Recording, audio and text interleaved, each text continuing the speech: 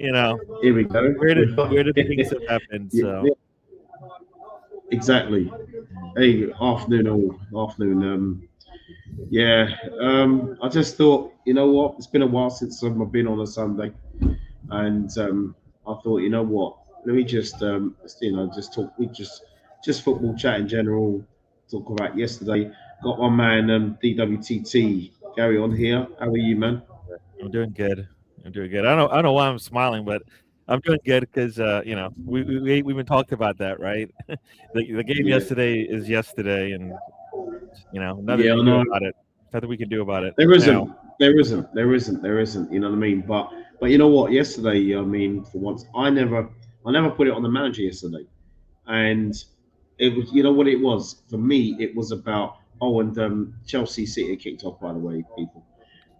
For me, it was just about oh, it was the players who big game, big game, make a statement, go 12 points clear before the start of this game today. You know, and we fell miserably. I saw a few players on that pitch that did not want it. Did not want it. I mean, I know we had that front three, but sometimes you've always got to have that belief that you're in a title race. You've got to have that belief. That should give you that encouragement, to really just kick on, and but they didn't show that. I mean, what was? I mean, we're not going to talk about it all game, but all day. But what? Just a quick breakdown of what you thought yesterday. What did you see? Oof. I it's been the same for the last 4 games. So and it's not necessarily the last 4 games. It's just the way that we play. So everything that we saw shouldn't have been a surprise to any of us, right? I mean, so Yeah, we've been seeing that style of football all year and complaining about it and wondering if we're going to improve on it and anything like that. And everything we've been seeing, the same thing. So sometimes I'm sitting there and I have no words because I'm like, do I want to say the same thing over again sometimes? Because this is what we've seen all year, you know? Can we get the ball out of the yeah, back with a little bit more urgency, you know? Can we yeah. actually take advantage when we make a turnover in the midfield? All these types of things, Mm, right? And we don't we yeah, don't do it. So then when you look at it and you're like, this is where we're at. And even if something doesn't, even if Arteta sets up the team wrong and he should make a change, it's not going to come until about 60 minutes. So whatever that halftime talk is, so far hasn't shown us anything. But yeah, that's my short version, I guess. But yeah, no, yeah, I feel yeah, like we've seen this before. And yeah, the only way things will change is if they change. And right yeah, now, nobody can tell me they're changing. At least I don't feel like they're changing. It doesn't matter whether we have the full squad or not. I think whether everybody's healthy or not. The problems are still there. That maybe the players could overcome, but still the process and the way we play is still the same, and it holds the players back. yeah, So yeah, yeah. yeah, yeah, No, and oof. totally. Yeah, So almost a goal there totally. for a City. Ball didn't make it through to Harlan, but Yeah, yeah. Yeah, thank you yeah. everybody else for joining. I see Mr. Tom in the house, Stephen, the Arsenal Misfits in the Yeah. house, the only Who Chris have we Wells got? in the house. Yep. Thanks for joining. As always, big up, big up, big up, guys. Yeah, Yeah. Big up Ross and Macton. Yep.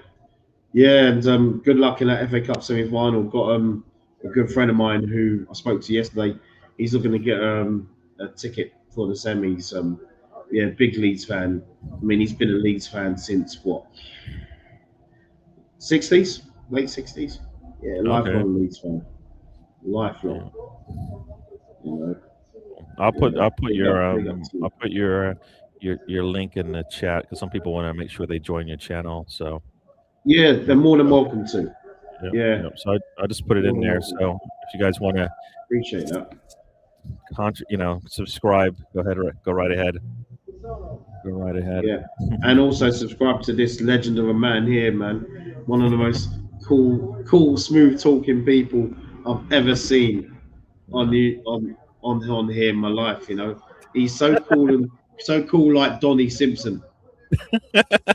You know what I mean? He's definitely a Donny Simpson, man. You know what I mean? I used to watch all that years ago. I know that guy's still going. You Yeah. know. They're like, hey, this is. Oh, you know what? That's probably. You know what? I'll take that. I'll take that because if you know the voice, you know Donnie Simpson, you know the voice, and you know that yeah. It's like one of those like Oh yeah. I don't know, those like famous voices you hear. Not David Attenborough, but it is for those who know. Big up, Chris. Yeah. Yeah, man, definitely. I mean, he must be what, late 70s now, Don. He's looking well. Last time I saw him, It's got to be. online, he was looking really well. Yeah. You know what I mean? But yeah, it has been like that for a whole season. In fact, last 3 seasons. Yeah, and that's the thing, Arsenal Whisper. I mean, what frustrates me is that, and I know it frustrates all of you guys. What is that?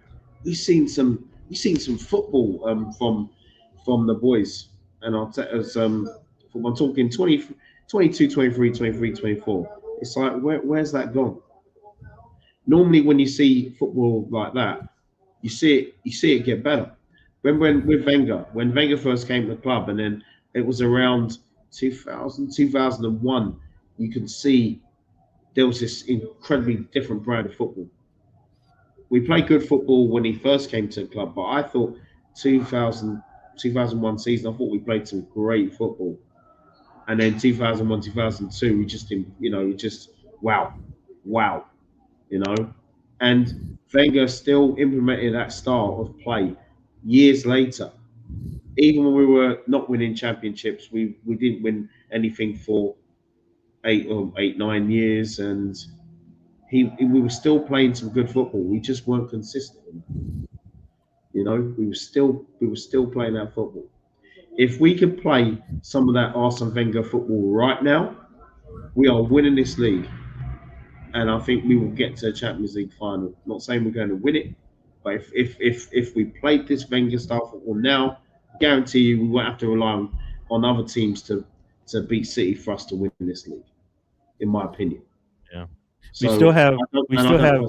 Yeah. As I was telling somebody the other day or yesterday, anyways, City have to win. If they win the next 3 games, then they're in the hunt, right? Sorry, Chris. Sorry to interrupt you. I ate it, Chris. I ate it. Sorry. Sorry. Go on, Gary. Go on, Gary. I heard that. He didn't even share any with me. See that? Man said it's going for the roast, and then he ate it all. Sorry, man. Go on. You were saying. No. What I was going to say is that City they have to win. Like, I think to put pressure on us, they have to win the next 3 matches that they play. If they do that, that puts them on same point tally as us with a game in hand.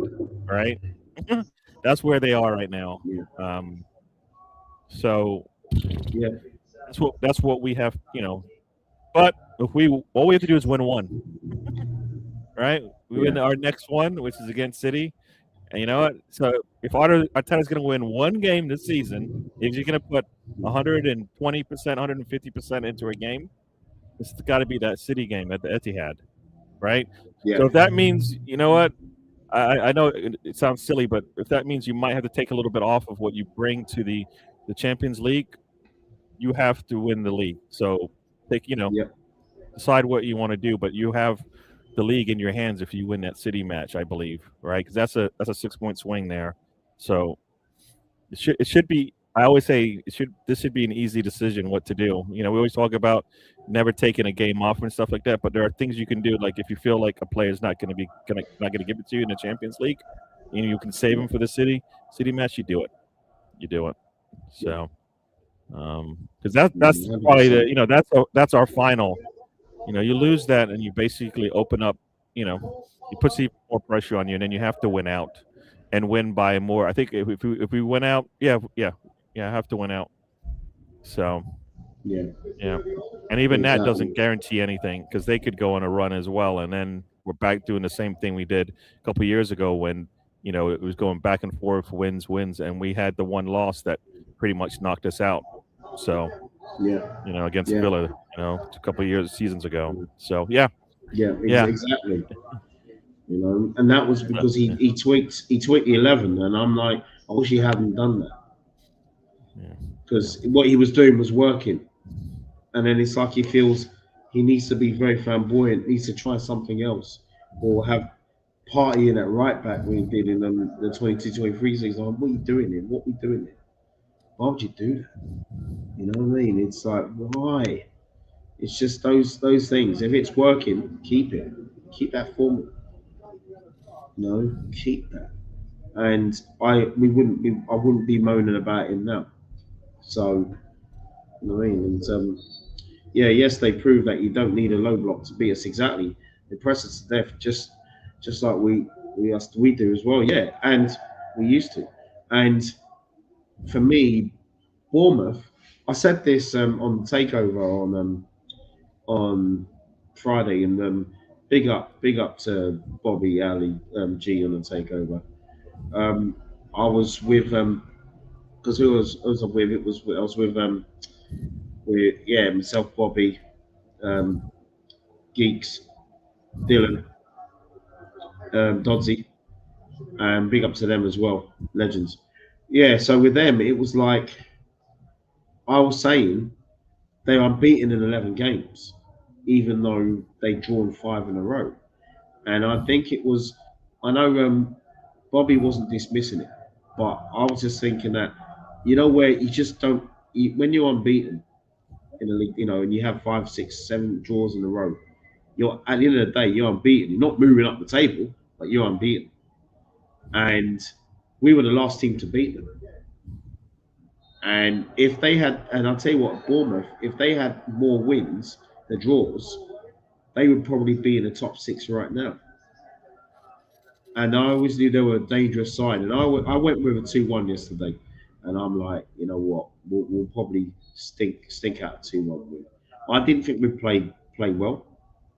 But what we saw yesterday was like, wow, you know, it was just, there was no hunger, no determination. And yeah, that's what upset me the most. That's the link Yeah, to your big channel, up for to the that. show. To the show. Thank you very much. Yeah. Thank you. No, I appreciate that. Yeah, appreciate that. And yeah, and you'll subscribe to DWTT as well. Please subscribe to him as well, man. That's legend. Yeah, we need to help him get to 500. He deserves it. Thank you. No, thank you very much, Arsenal. Mister. Yeah. Appreciate that. I really do. Appreciate the love. And here's this guy who always shows love and respect. Yeah, AFC. A7 always big up to you, man. For my breakfast and lunch. I was sick after watching that show. Yeah, I hear that, man. I hear that. And You know what's funny is everybody said as soon as Arteta said that, and guess what? Every time he asks for something, he forgets that it's a two-way street, right? Exactly. The fans going to bring something. The stadium's going to bring something. Guess what? You have to bring something too, and he didn't do it once again. It's like I don't believe what he says in the press conferences, and I don't believe when he says, "I need the team to bring this to me." So yeah. Okay. Arsenal 04-05 side's the best club team I've ever seen. Yeah. You know something? Now, I personally don't think it is, but I think it's one of the best. And I do get why you're saying it, Mr. Tom. I do get why you said that, because we played some great football that season. But then we were actually missing players. It got to a point where it's like Fabregas played a lot of games that season. And I don't think that was Arsene Wenger's plan, because Gilberto and Edu missed a lot of that season. And we were lucky that Vieira and Fabregas were still fit. Yeah, I know Flamini played some games as well, but I felt we were missing Gilberto and Edu badly. I don't think we should have let go of Ray Parlour. I would have liked Ray Parlour to stay at Arsenal rest of his career, because he went to Middlesbrough. But then defensively, we were at times very suspect that season. Very suspect. But then you finally, Gary, back in the days, when you win all the league champions, you've got teams that are desperate to beat you. So it was always hard to defend the title. From an Arsenal perspective, if you get what I'm saying. So, but I think that team, I think when you forget, let's forget that we finished second and we won the FA Cup on penalties. When I look at that squad, yeah, it was playing football at the top of its peak. On their day they could beat anybody. I do get that because 2003, 2004, we had some great performances, but I felt with that invincible side, we were not losing games. We drew quite a few games as well in the league. But yeah, I'll go. You know what? I would go. I'd definitely go over there. For me, that would be in my top five. And Chelsea have scored. Oh, you're ahead of me, of course. Or have they scored? I haven't seen anything yet. They're on their attack here. Cucurella with a long pass. No, it's disallowed. It's disallowed. Okay, all right. Neto has the ball. I'm way behind you, of course. So let's see what's going on here. Dribbles right through, and I guess Cucurella is offsides. I think that's what they're calling for. Yeah, Cucurella must have been offsides. That's right. Yeah, the flag went up right away. So yeah, it looked close. It looked close, but it was a very nice build up there. I mean, that's the thing about City. You know what? These opportunities. I mean, he's just offsides. If you look at it, he's offsides by his shoulder. If he comes in a little bit angled, you know what? He maybe gets closed down sooner. But yeah, it was close. It was close. But yeah. But you know what? Those opportunities there that Chelsea offsides, those are the ones that come back to haunt you against City because we see it all the time, right? Teams do this; they have opportunities early in the game, and then all of a sudden City wakes up and goes, "You know what? We're gonna have to. You know what? We're gonna have to do the same." They come back. Get this out. Right. Sorry. Oh, I do apologize. Yeah. 0304. Yeah, it's what? For me, they're my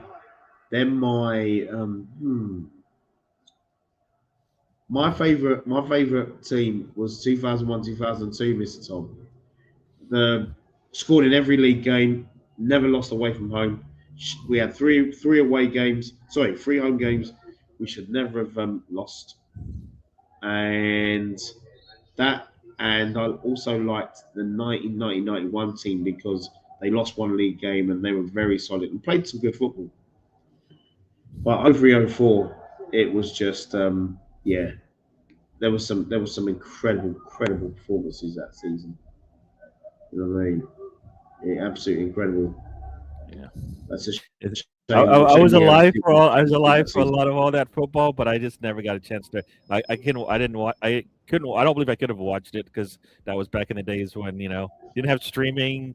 Watch national TV wasn't the thing. Didn't have satellite dishes and all that kind of stuff. So yeah, I missed all of that stuff, and so like I said, my fandom didn't really start until like 2012, which is not a good time. Okay. if you remember those days. So yeah. I mean, but have you seen the season videos that they have? I want to on YouTube. I don't remember as much, so I try not. I don't even bother looking at them because I can't really talk to it because I didn't feel it.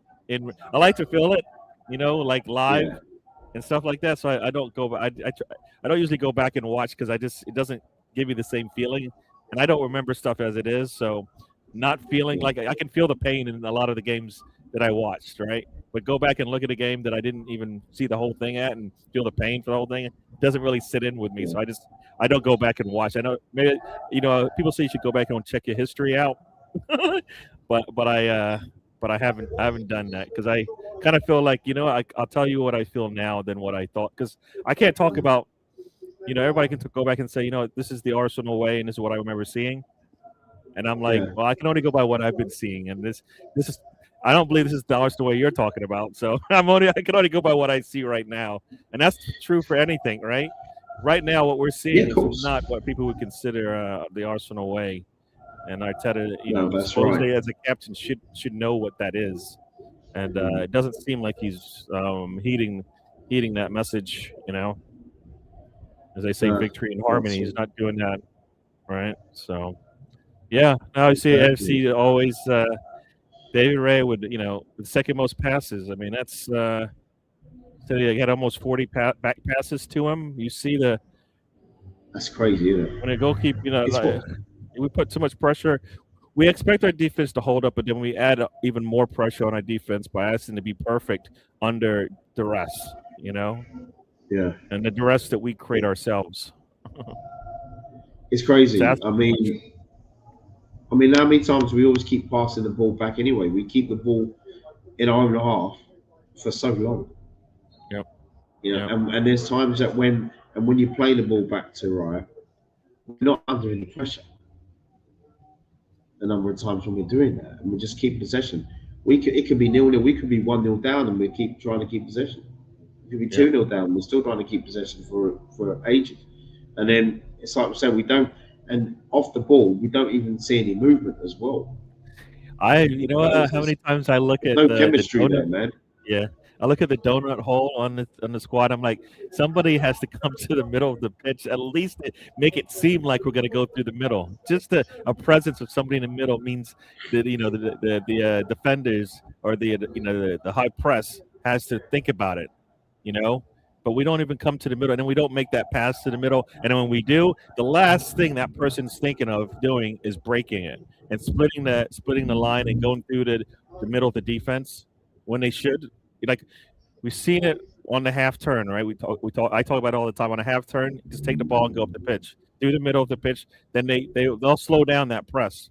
We never do it, and guess what? They just keep bringing on more and more players. I mean, they're like 6 players on our side of the pitch, and we couldn't get by them. 6, that's, it's we don't do that, and we're considered to have a really good defense, right?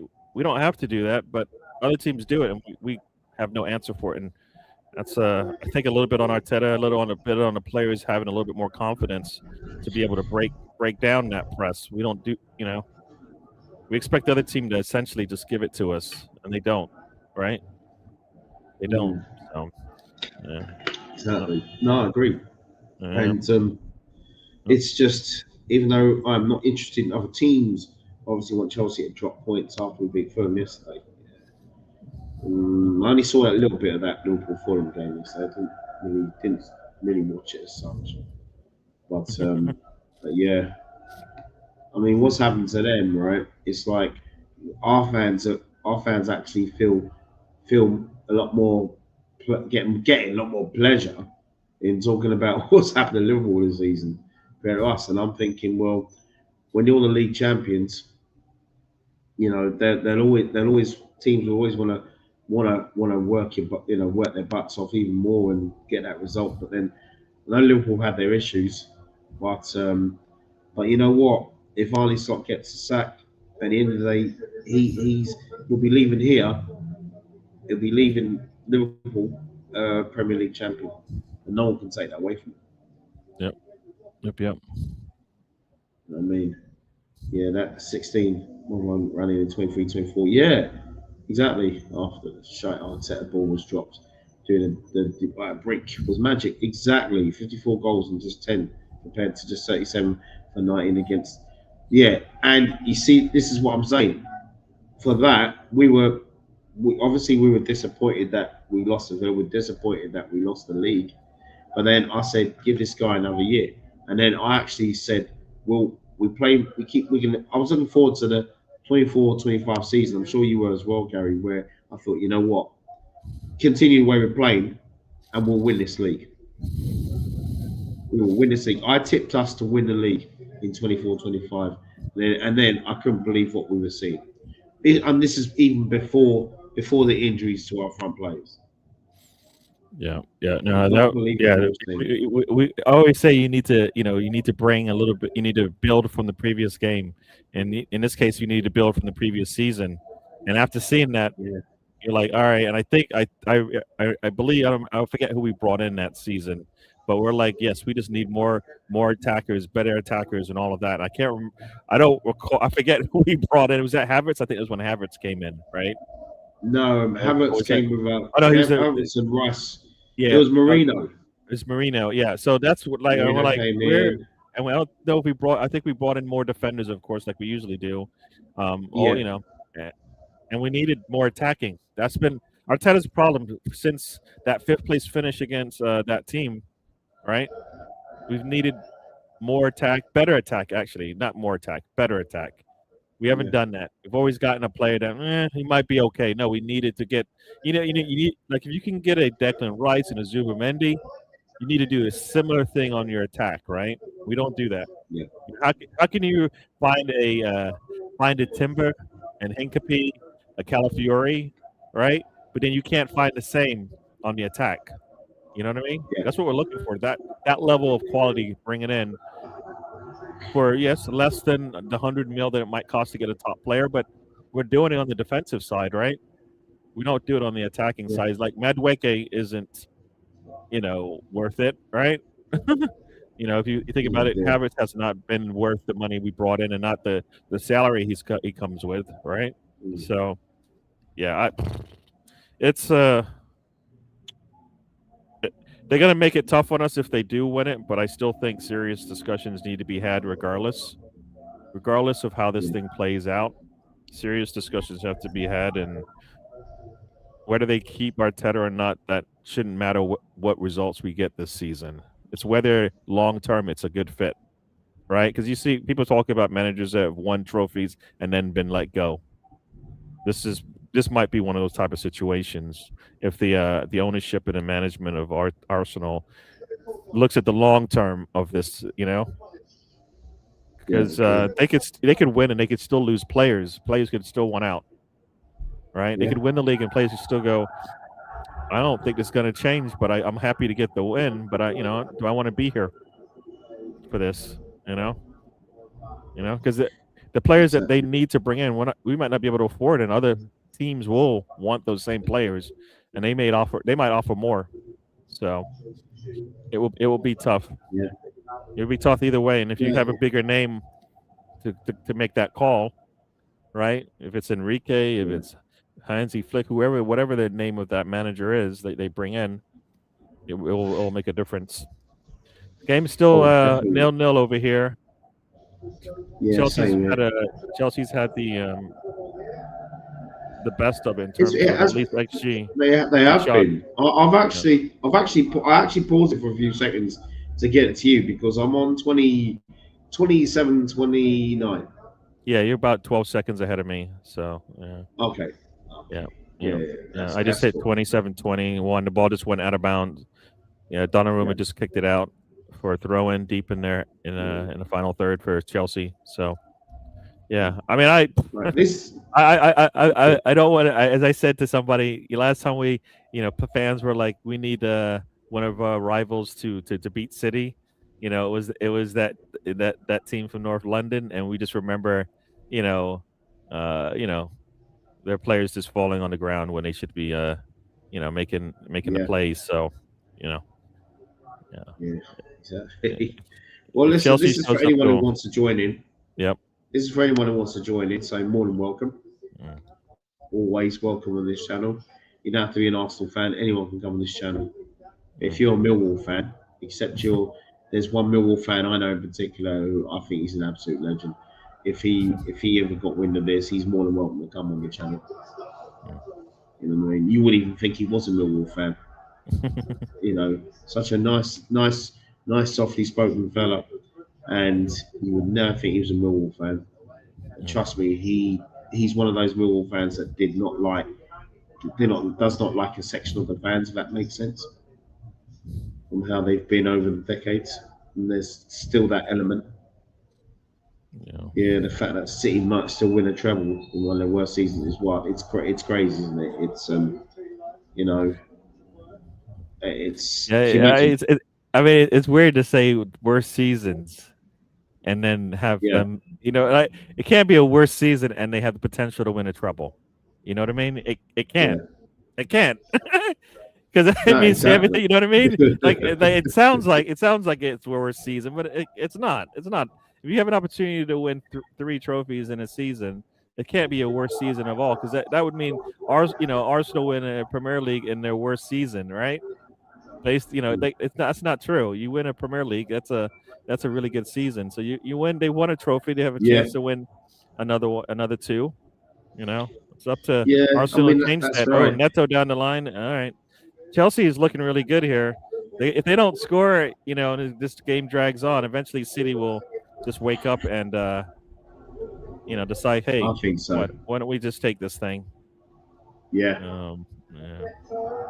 yeah, they're doing. I mean, they're really playing. They're taking the game to City at the moment, and that's what you've got to do. And that's why I felt if we'd have taken the game to City in the cup final, then I think we could have got something because that's what you do. But you've seen, haven't you? Where do you think we tend to play with fear a lot against the bigger sides? Fear. I don't even. I don't. Are we really? Are we? I don't think we're scared. I just think our playing style is terrible. Mm. Because you know what I mean. Like, are we scared? I don't know. I kind of feel like the playing style creates stress. You know what I mean? Like if you're gonna hold on to the ball and play it out the back and not really think about like, you know what, maybe I should move this ball a bit forward maybe once in a while. You create stress on your team. And I think that's the way he wants us to play. All right? I think that's the way he wants us to play. It just doesn't it's not the best, it's just not a good approach. Like, like when you can see when we try to open up the game and just go, you know what? Screw all this playing style that we were doing for the first 60, 70 minutes. Let's just go at it. The players enjoy it. You can see it. They can go out there and do what what their talents allow them to do. So Arteta needs to figure out how to do that. He doesn't want to do that. He wants to control. Everybody says he likes to he's a controller. Wants to control it. And you can't because other teams there, they don't have to listen to you. You know what I mean? You have to impose your will. You can't like control the situation. You got to take advantage. I always say take advantage of what the defense gives you. If they turn the ball over on you, you need to take advantage of that. We don't do that, right? We don't counter enough when we should, right? Our first thought is maybe we should reset the ball. Right, we turn the ball over in the final third, get the ball, and sometimes the ball ends up all the way back with the goalkeeper, and you're like, "Wait a second, but you got to score this way, fellas." Yeah, exactly. You're like, what do we don't? If we have to reset all the way back past midfield and we get the ball on their half, something's wrong. Something's wrong with the way that we're playing. So, yeah. I mean, I mean, you know what? You broke that down so well. Because what I see from us sometimes, is when like Chelsea, for example, when they went down to 10 men. Oh, he's not getting the ball. When they went down to 10 men against us, in the away game, and I'm like the way we set up, and I'm thinking the way we've set up in terms of our lines, we've set up to draw the game, and I'm thinking, try and take advantage of that. You've got 10 men on the pitch. Take advantage of that. The fact that they're down a man. But we never seem to. Whenever we come up against someone, Arteta likes to even the score. He likes to even the score. It seems right. Like, all right, they've got a man down. We're gonna play with our hands behind our back. Guess what? Their fullbacks both have yellow cards. Guess what? We're going to try something different. We're going to go long with the ball to the inside. Kind of just like, what? We see it so many times. Saka is sitting there. He gets a yellow on a player. And then it seems like, we can't go back to him anymore because guess what? We might get another yellow. That's actually what you're trying to do. He's going to have to play a little bit more cleaner, a little bit more timid. And guess what? That's fine. That means we have the space and time that we need, right? You got to, like I said, you got to take advantage of what they give you, and if you don't, you get punished for it, right? Yesterday we got punished for it. The 2 goals we gave up were off deflections from our best defenders, right? I mean, Saliba's deflection, and then the clearance from Gabriel that gets deflected, and they scored on both of those, right? Those don't happen all the time, but against Arsenal they do, because guess what? They do. When a team gets a chance, their eyes light up. Like eyes light up. They're like, you know what? The gates have opened. They have an opportunity to get something on Arsenal, and because they don't get it much for most of the game because we are good defensively, but when they have a chance, they just go head down, bang, right, That's right. right, and they go for it. When we have that opportunity, we don't, you know. I mean, we were lucky to get the handball yesterday. I mean, I don't. Yeah. I mean, that was just. But otherwise, did we create anything that we created stuff, but it never played out. We didn't put enough pressure on them. You know, we did I mean, everything that right. might have a chance. Yeah, yeah. Havertz header. You know, he's got it. And we always talk about He should okay, bury that Gyökeres can't head the ball. All right, Havertz can, and then we give it to Havertz, and then he looks no different than Gyökeres, right? So, Exactly. yeah. Yeah. No. Yeah. But BX Gunner, man, big up to you, my guy. Yeah. Sunday fun day. Oh wait, yep. Arteta's still here. He's still here, unfortunately. Sorry, it's cancelled. Yep. Mm-hmm. We could get knocked out of the Champions League on Wednesday. I don't think it'll happen. Don't want it to happen. Who does? We never ever want us to lose any games. We're self game. We're not them types of fans. We could lose next week against City. We can lose our next 4 games on the spin, and he'll still be there. He will still be there. You know, so it's been almost 7 years of this, and yeah, you know what I mean. It's like with what apart from that one FA Cup, it's just been the fact that he's been what I think it's his sixth full season with us or something, and it's like you go through school. Yeah. It's like you're going through school, isn't it? And you've gone through school. You started school around the same time Arteta did, and then you get to year 11 or what's the highest grade? Gary, it's 12 over here. Yeah. So after it's 12 years, it's 12, isn't it? Yeah. The 12th grade. So it's like you get there, and then you leave school with absolutely nothing. All it is, that's what it feels like under this manager. Yeah, you know, and also it's expectations, right? Like the FA Cup when we won it, there was no expectations because if I recall, that week we played City and Liverpool, and it was like, how in the world are we gonna get through this week? If you recall, we got through that week. We were able to move through into the I think it was the semis or the quarterfinals, whatever. And it was like, wow, right? Because there was no expectation. So Arteta played with the handbrakes off with no pressure, you know, house money, whatever you want to call it. He played with that, you know. And then the next thing you know, he's got his own plan, and he forgets the trophy that he won and how he won it.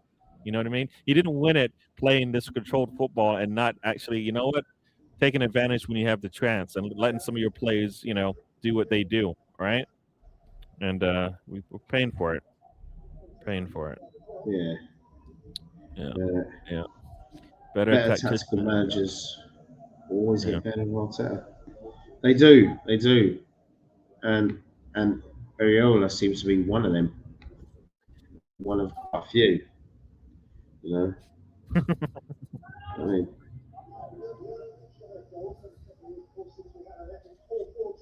so yeah. On a sec. Yeah.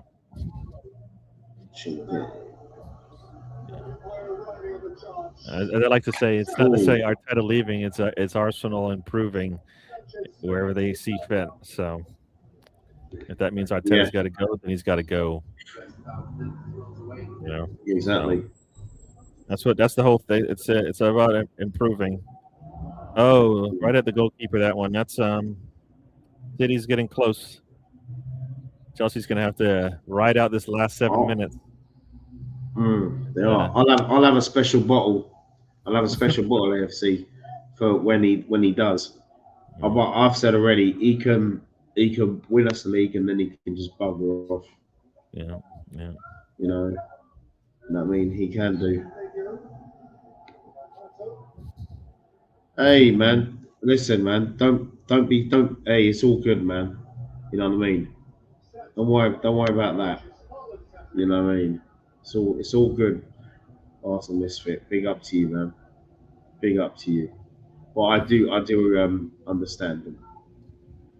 Of course. Here you go. And there's Gary Channel. Please like, share, subscribe. Let's help him get to 500, please. and then we can think about getting him to 1K. That'd be great. I'm still on the road to 200. There You you know go. what I mean? Yeah. But Yeah, yeah, Gav, I Gav, won't do things for. I won't do silly things you for know, clicks. You know what I mean? I won't do no nothing outrageous or do something like this and like Mel Gibson and Lethal Weapon and no, I ain't doing none of that. It's not happening. yeah. You got the You know game what I on. mean? We definitely have the game I'm not on. crazy. Yeah. Yeah. It's,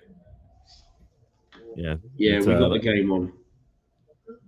Yeah, possession. Of course, the possession arrow is more on City now, of course, as it should be, as it usually is. So, yeah. So this game, like at least the way it's playing out right now, this is the way City wants it. They're not losing. They don't need to score again. They got a corner coming up. So, yeah. Yeah. I mean, it's not been. I mean, I normally find Chelsea Man City games quite boring, but this hasn't been a bad game.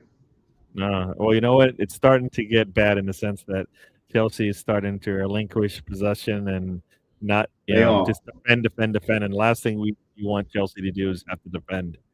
So, But what City's so good at doing, they can soak it all up, and then they'll just get that goal out of nowhere. Yep. They went short on that corner, and that's a funny thing. They go short on their corner, and that ball ends up in the box. We go short on our corners, and the ball never gets into the box, and you're like, well, that defeats the purpose of this whole thing. Exactly. Yeah. Yep. I'll tell you what, Liam Rossini is doing a good job at the moment, I must say. Yeah. He's I think they've only lost 2 league games since he's come in. And one of them was against us. I hear what you're saying, I guess, but they haven't I thought they've had a bad winning streak or something like that coming into this match. Oh, did they? Really? Yeah, I thought. I mean, maybe I read that wrong, but I thought they had. Let's see what it says here. But I thought they probably were in the league. Probably in the league only, I suppose. Okay. Yeah. Because Paris Saint-Germain had beaten them.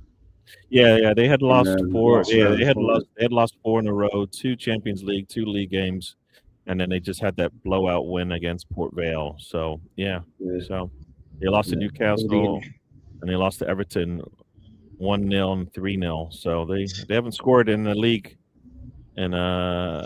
since March. No, in the league they haven't scored since early March is the last time they scored in the league. So and that's a month ago. So it's been a month since they scored in the league. But that's so yeah. Yep. So yeah, they've been struggling, but they just scored 7. So maybe they have their shooting boots on. Well, all injuries must be from picking up the pens in training. Shit, probably, mate. Probably. Players are burnt out because of manager. Yeah, too right. I find that I've never known fullbacks, right, under this manager to work more harder than everybody else. Yeah. Defensively, offensively as well. You're thinking, wow. And it's crazy. I mean, I remember a time when years ago fullbacks never got substituted; they'd always played the whole 90 minutes. And I know football's changed. I know times have changed now, but yeah, I find that Timber he burns himself out to the point where he inverts so much to the point where he ends up in the number 10 or the number 9 sometimes. You think, what are you doing there? And when he's ahead of our striker, and you're like, I don't think that's where he's supposed to be.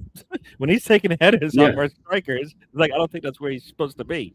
I don't know much about football, but I think your fullback should be not ahead of their attackers. If you can help it. So. Yeah, City's getting into this thing now. We were saying, they're putting the pressure on. They've got like at least 4 players up top, putting pressure on Chelsea. Yeah. Chelsea can't get out of their own half right now. So, yeah. Why don't we do this? Unless this changes, it'll be a matter of time. Then, they got a minute until extra time, so we'll see. They can if Chelsea can last. and not have going on a sour note here. I thought But Semenyo was going to score there. It's corner. mm, yeah, Oh, Semenyo. Yeah, Arsenal couldn't have done without Semenyo, right?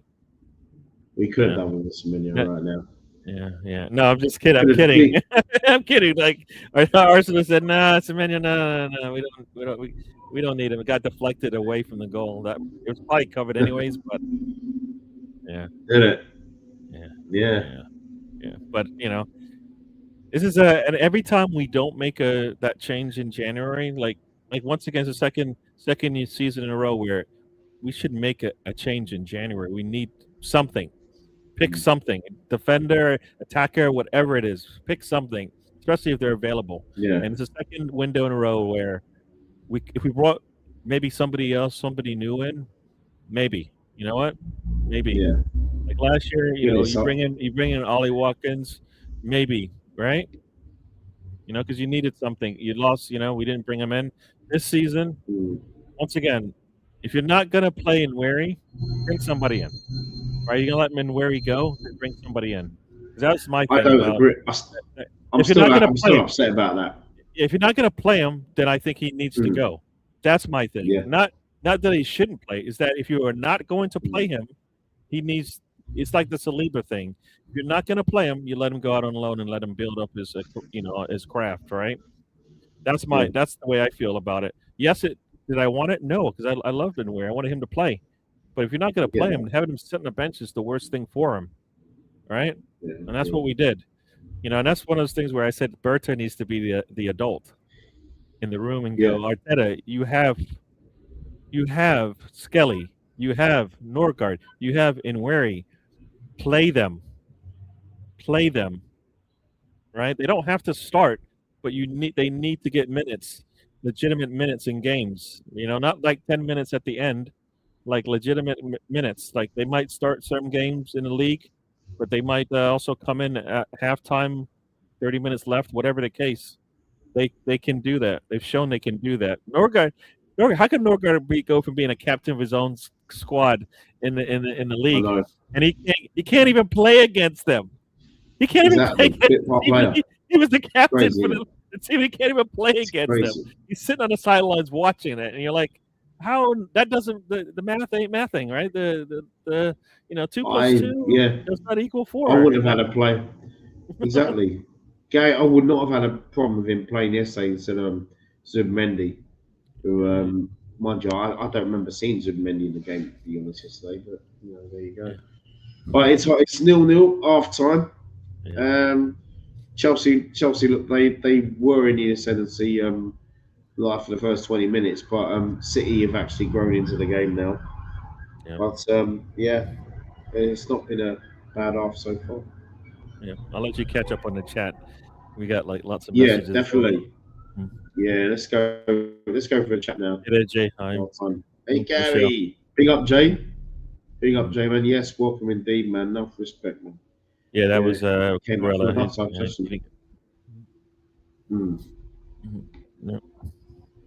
Yeah, no, I haven't. I don't go back and watch the. I don't go back and watch because I hear people on shows going, "You weren't even around when that happened. Why are you talking about it?" And I'm like, I was around, but I didn't watch it live, so I don't feel like I feel like I want to be in there. Like I want to be when everybody was crying over a game. I want to be there crying because I saw the entire thing, not because I saw some snippets of it. I watched 89 though. I didn't watch 89, right? That video. I did watch that, but that's great. That's great. I didn't live it. I was around, but I didn't live it. So I was just in. I was in high school. I was in high school when that was happening. So yeah. I was 14. I was 14 when that happened, and a meeting Paul Merson. Well, not meeting Paul Merson because I already knew him, but meeting Michael Thomas a week after he'd scored that winning goal. Wow. One of my best memories, and Paul Merson I knew pretty well from his family and his younger brother Gary, who I haven't been in touch with him in a while actually, but we were school friends, still mates now. We need to catch up with each other, and we played football together for school. and for club. Their dad Fred, he used to manage myself and Gary and other lads that we went to school with for a team called Hive, under 14 level and under 15s as well. Great days. Scored loads of goals and lots of fun. Got promoted one year from the second division to the first, and that was the same year we won the league in '89. And yeah, but big up to the family. I'll tell you what, I'd love to get Gary on here if I can one day. Love to get him on here. Then we'd have a lot to talk about. And he's an Arsenal fan as well, so yeah. It's hard to pick from any of those great teams. It was a magical time for us, fan. It was indeed. And I do I miss those days? Yeah, of course I do.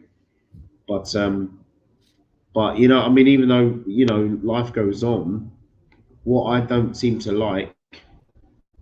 Yeah, exactly. Yeah, it's so true though. You know what? You're so right, BX man. You're absolutely right. You know, and for me, it's just a case of I just you've heard me say it, I cannot take delusional fans. I haven't got, like I said, I haven't got an issue, and I know you haven't either, with fans who are Arteta in, Arteta out. I haven't got an issue with that. I cannot take the delusion. Please don't come out and say things like Arteta is better than Wenger, or Arteta was better than Graham, or Arteta was probably better than the man who won us our first trophy in Europe that I hear you lot talk about, but I don't know who he is. Let's not go there and won the first double, Bertie Mee. Let's not go there. It's different football, different eras, but at the end of the day, those three managers I mentioned actually won the big prizes, and 2 out of 3 of them won in Europe as well. Yeah, so, I like to say when I was born, Bernie Mee had won the double. Let's just say that. So yeah, yes, he won, isn't it? Yeah, of course. That's the best way to say it. I could have watched it live, but I was, probably a couple months old, probably not really into football then. Yeah, I can't believe for life of me why sets up this way. Your defense has been so good. The season's now becoming exposed. The setup is inviting. Yeah, exactly. You just said it. Inviting pressure from opposition, and this is the thing. And I feel that now that when we get pressed, we easily make mistakes as well. But then again, they always say we don't get pressed. They always say the teams that press are the teams that hate to be pressed. And it's true. It is true. Like some of the best, like when we're healthy, right, and you've got Erdogan up there with Havertz or whoever pressing, the teams can't get out of. They never get the ball back after the goalkeeper tries to get out of there. Right, they make a long pass, we get it intercepted, and we're going back the other way. We are the exact same way. But I think the difference is a lot of those teams eventually at some point will just go through the middle and just break us apart. Put enough pressure on us, and then we're in trouble. And we seem to pay for it more, even though we don't. But we seem to pay for it. It seems in the worst time, and it's in the worst time of the game usually. Right, late in the game, we're not pressing because we're dead tired from doing it in the early part of the game. All right, and we just and like you said, invite the pressure, and we get killed by it. Well, Arsenal misfit here, spot on about what happened yesterday, because the press did allow us only 3 shots and killed our time possession, and that's something that Bournemouth are really good at, regardless of who they play. If someone laughed, who was it? Wasn't in the chat, but I mentioned Iraola, as taking over one of many managers who could take over from Arteta, and it was like, well, it's a case of what's he done, what's he won. But I think he would do well. He'd do wonders at Arsenal. I think there's a lot of managers out there that would, and it's like I keep naming these same managers. And a few days ago, I had a good friend of mine actually say all these managers are named. It's like none of them can beat Arteta, none of them. But I saw him yesterday, and he's probably changed his mind. Big up Brenny, guest and chat. Yeah, AFC 777. Always appreciate you, man. Always, man. Absolute legend yourself, man. Yeah, Rice ball distribution was awful. It was. It was. I was talking about this yesterday with a few fellow Gooners, and yeah, scared the crap out of me. Way too many I, times. I, I okay. Tell me this. I know it was bad, but was it all due to him getting the ball late when somebody's pressing him? Like if you saw there's that one meme or whatever, one video that they show. Yeah. There are like four Bournemouth players with inside the 13, two or three of them inside the box, and he's trying to Oh clear it. yeah. Yeah. And you're like, that's not him. That's the Mm. ball getting passed to him as they're pressing up, as opposed to breaking down and turning, covering the ball and turning up the field and breaking them down. Like a lot of times he gets the ball passed back with him with a player running at him.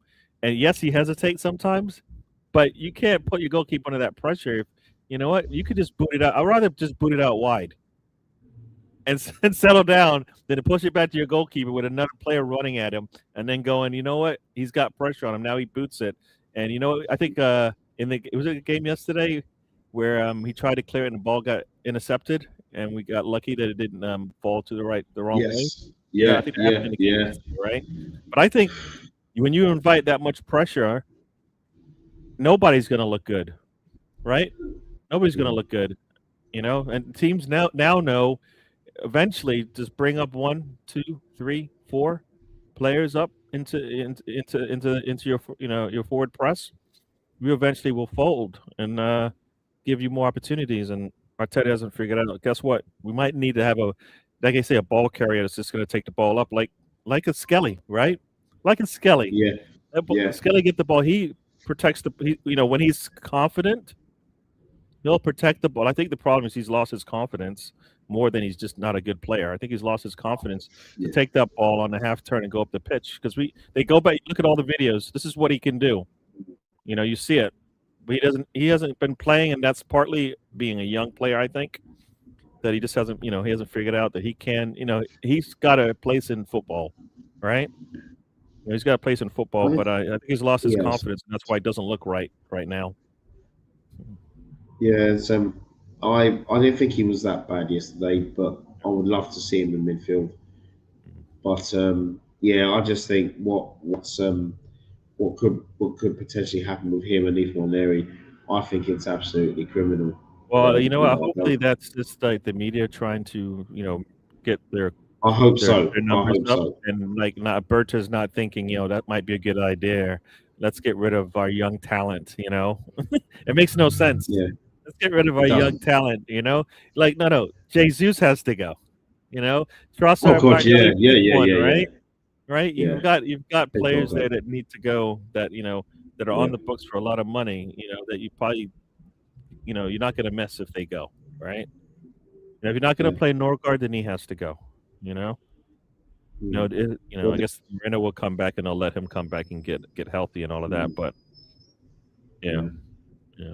I mean, what's said here, Arsenal this week again. I mean, the fact that Arteta went back to Arteta ball after that 16-1 run was criminal, and he should have been fired by Christmas last season. Yeah, I know he should have been fired years ago. Then he brought it back again this season. Unfathomable. Yeah, it is. I agree with you on that, my friend. Yeah, it's kind of Arteta's got more lives than a cat. Yeah, he has. Chelsea are right about Chelsea, but I don't put much trust in anybody in London giving us a pass. Well, this is the thing, isn't it? Because I said already, we'll only win this title with other teams doing us a favor, in my opinion. And that's what will happen because even though one of my best pals who's a City fan, he even said last week. He said to me, he said he still thinks that Arsenal win the league because he said his boys will drop. That is points. true, right? City doesn't win the league 2 seasons ago if that team from North London doesn't just basically throw up on themselves on the pitch. You know what I mean? Yeah. They had an opportunity to get something out of that game. They did, right? And they didn't. So what's the difference between that and what's going on now? Nobody says a thing because it's City. I get it, but they. Yeah. You know what? that team was poor in that game. Was it? Yeah, give the title to new manager. Went into their Premier League. yeah, that would be very much Arteta like. That would be us.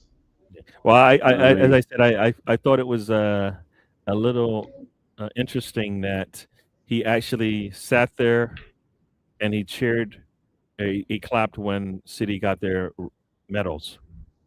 Like, and then like in the same breath, in the same football career as a manager, do you recall him ever clapping when City scored a goal on Arsenal? He never scored. He just sat there stoic. But for some reason, all of a sudden now he wants to clap them for winning a trophy against you. What? No, you don't. No. I get it if you've been clapping all along, but you didn't clap when City scored goals on Arsenal before. Now you're gonna clap when they get a trophy. They get a trophy over you? Nah, you can't do that. Not to me, right? Yeah. You can't do that. So I mean that's where I thought, like, you know what, you're missing, like, how do you read the room kind of thing, right? Yeah. I get having the play sit there and watch it and stew in it, but I ain't clapping, right? I'm not clapping for that, right? Because in like 3 games from now I got to beat you. What? I never want to cheer for anybody's happiness. You know what I mean? Because tomorrow you're going to have to play them, and guess what? You gave them a little bit of a jolt there with your praise, and then it might come back and haunt you, which, you know, it could. But nah. I thought that was interesting that he did that when he hadn't done it all of his career sitting next to Pep, right? I get the sitting there and watching it, but I just was like, nah, you never clap for your own team that you're managing as an assistant when they scored against Arsenal. But nah, I didn't like that one at all. That's just, maybe it's just me. Maybe I'm a mean person or something. So I don't anyone has done that. I really don't. I mean, but as a Canadian fan, I've gone to 7 Reading games this season. With the Cousins who had season tickets. 3 of them were against Millwall, and the police had to go into the stands each game. Yeah, that's right. I mean, Millwall, 30 years from now, Millwall will still be that club that will have that element. You know what I mean? From their fathers, their grandfathers, their great grandfathers. Oh God, yeah. You know, dangerous club, man. I mean, our style is anti-football. Well, yeah, it is. Because I mean, you know what? It's funny. You know what, BX? It's funny you said that. Yeah. That you brought this up because, Gary, what I'm gonna say is, I counted today just league games only, in my opinion. So we played 32 league games, 6 left. I only counted today. Earlier, I counted 10 of those games where we played some really good football and we won in start. When we played really well, I only counted 10 games. Yeah, and the question is, you know, are any of them against the top 6? Because in the previous seasons before, some of our good games were against the top 6, right? Yeah. And now when you look at it, we have not played. I don't think, like, I don't even think that team from North London is considered a top 6 team right now. No, they're not. And we played well against them twice. Yeah, exactly. Like, is that like, because we played well against Leeds, right? Does that count? We have like a 9-goal difference in 2 games against Leeds or whatever it is. Does that mean, we played well? No, because you look at where we are again. Like, we didn't score against Liverpool. Yeah. Like, Liverpool is giving up goals to everybody. We didn't score 1 goal against them. How is that? Exactly. And that's the thing. And what I didn't like about that was the goalless draw, the home draw. I mean, that one, it was a case of, well, it's like, when you see in group chats where they were talking about, Liverpool in the second half went with a low block. And I'm like, no, we went with the low block in the second half. That was fact. Yeah, I tell you sometimes, there should be a goal. It gets cleared off the. Oh, that was some good defense. I don't expect Chelsea to have good defense, but they did. There's some good defense there. Yeah. So Harlan I'll is. tell you what, Yeah. Cucurella for me is an improved left back. Mm. I don't like him because he wears Just blue. Moscow. So that's Yeah.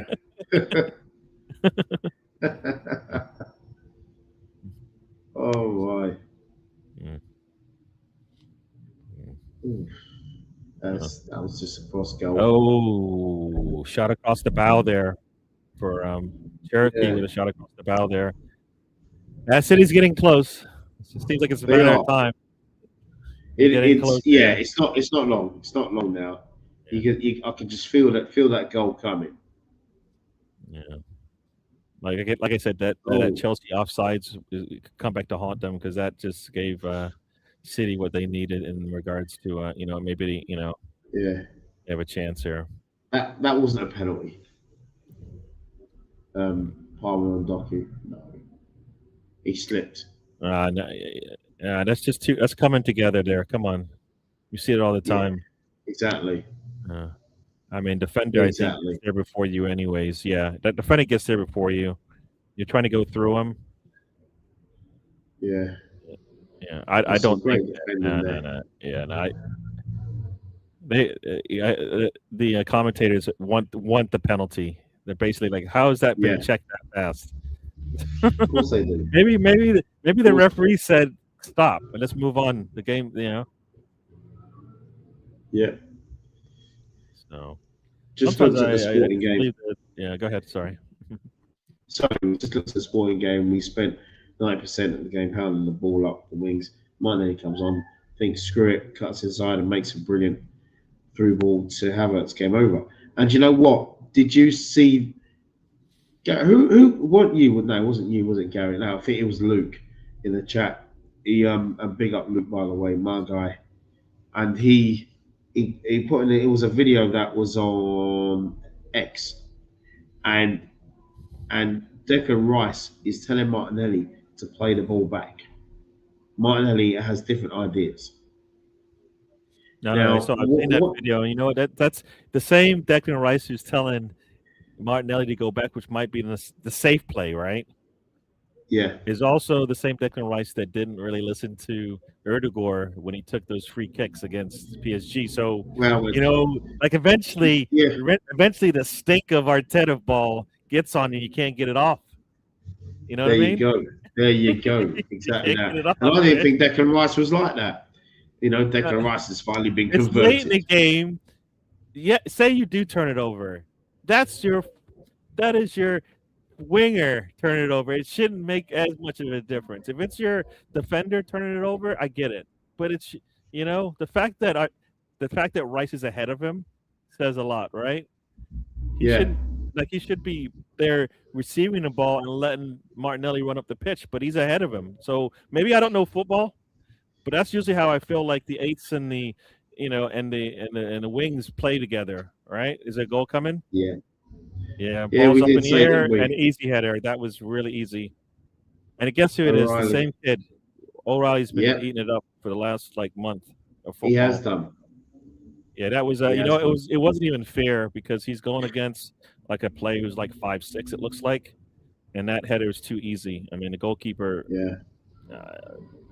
He's got two players to pick from, Haaland or Nico Riley, and Nico Riley onside. Yeah. So there you go. Riley does it again.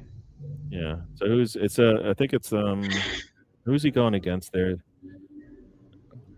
Yeah, he's got. Yeah, I mean, it's a short player. I don't know who that is.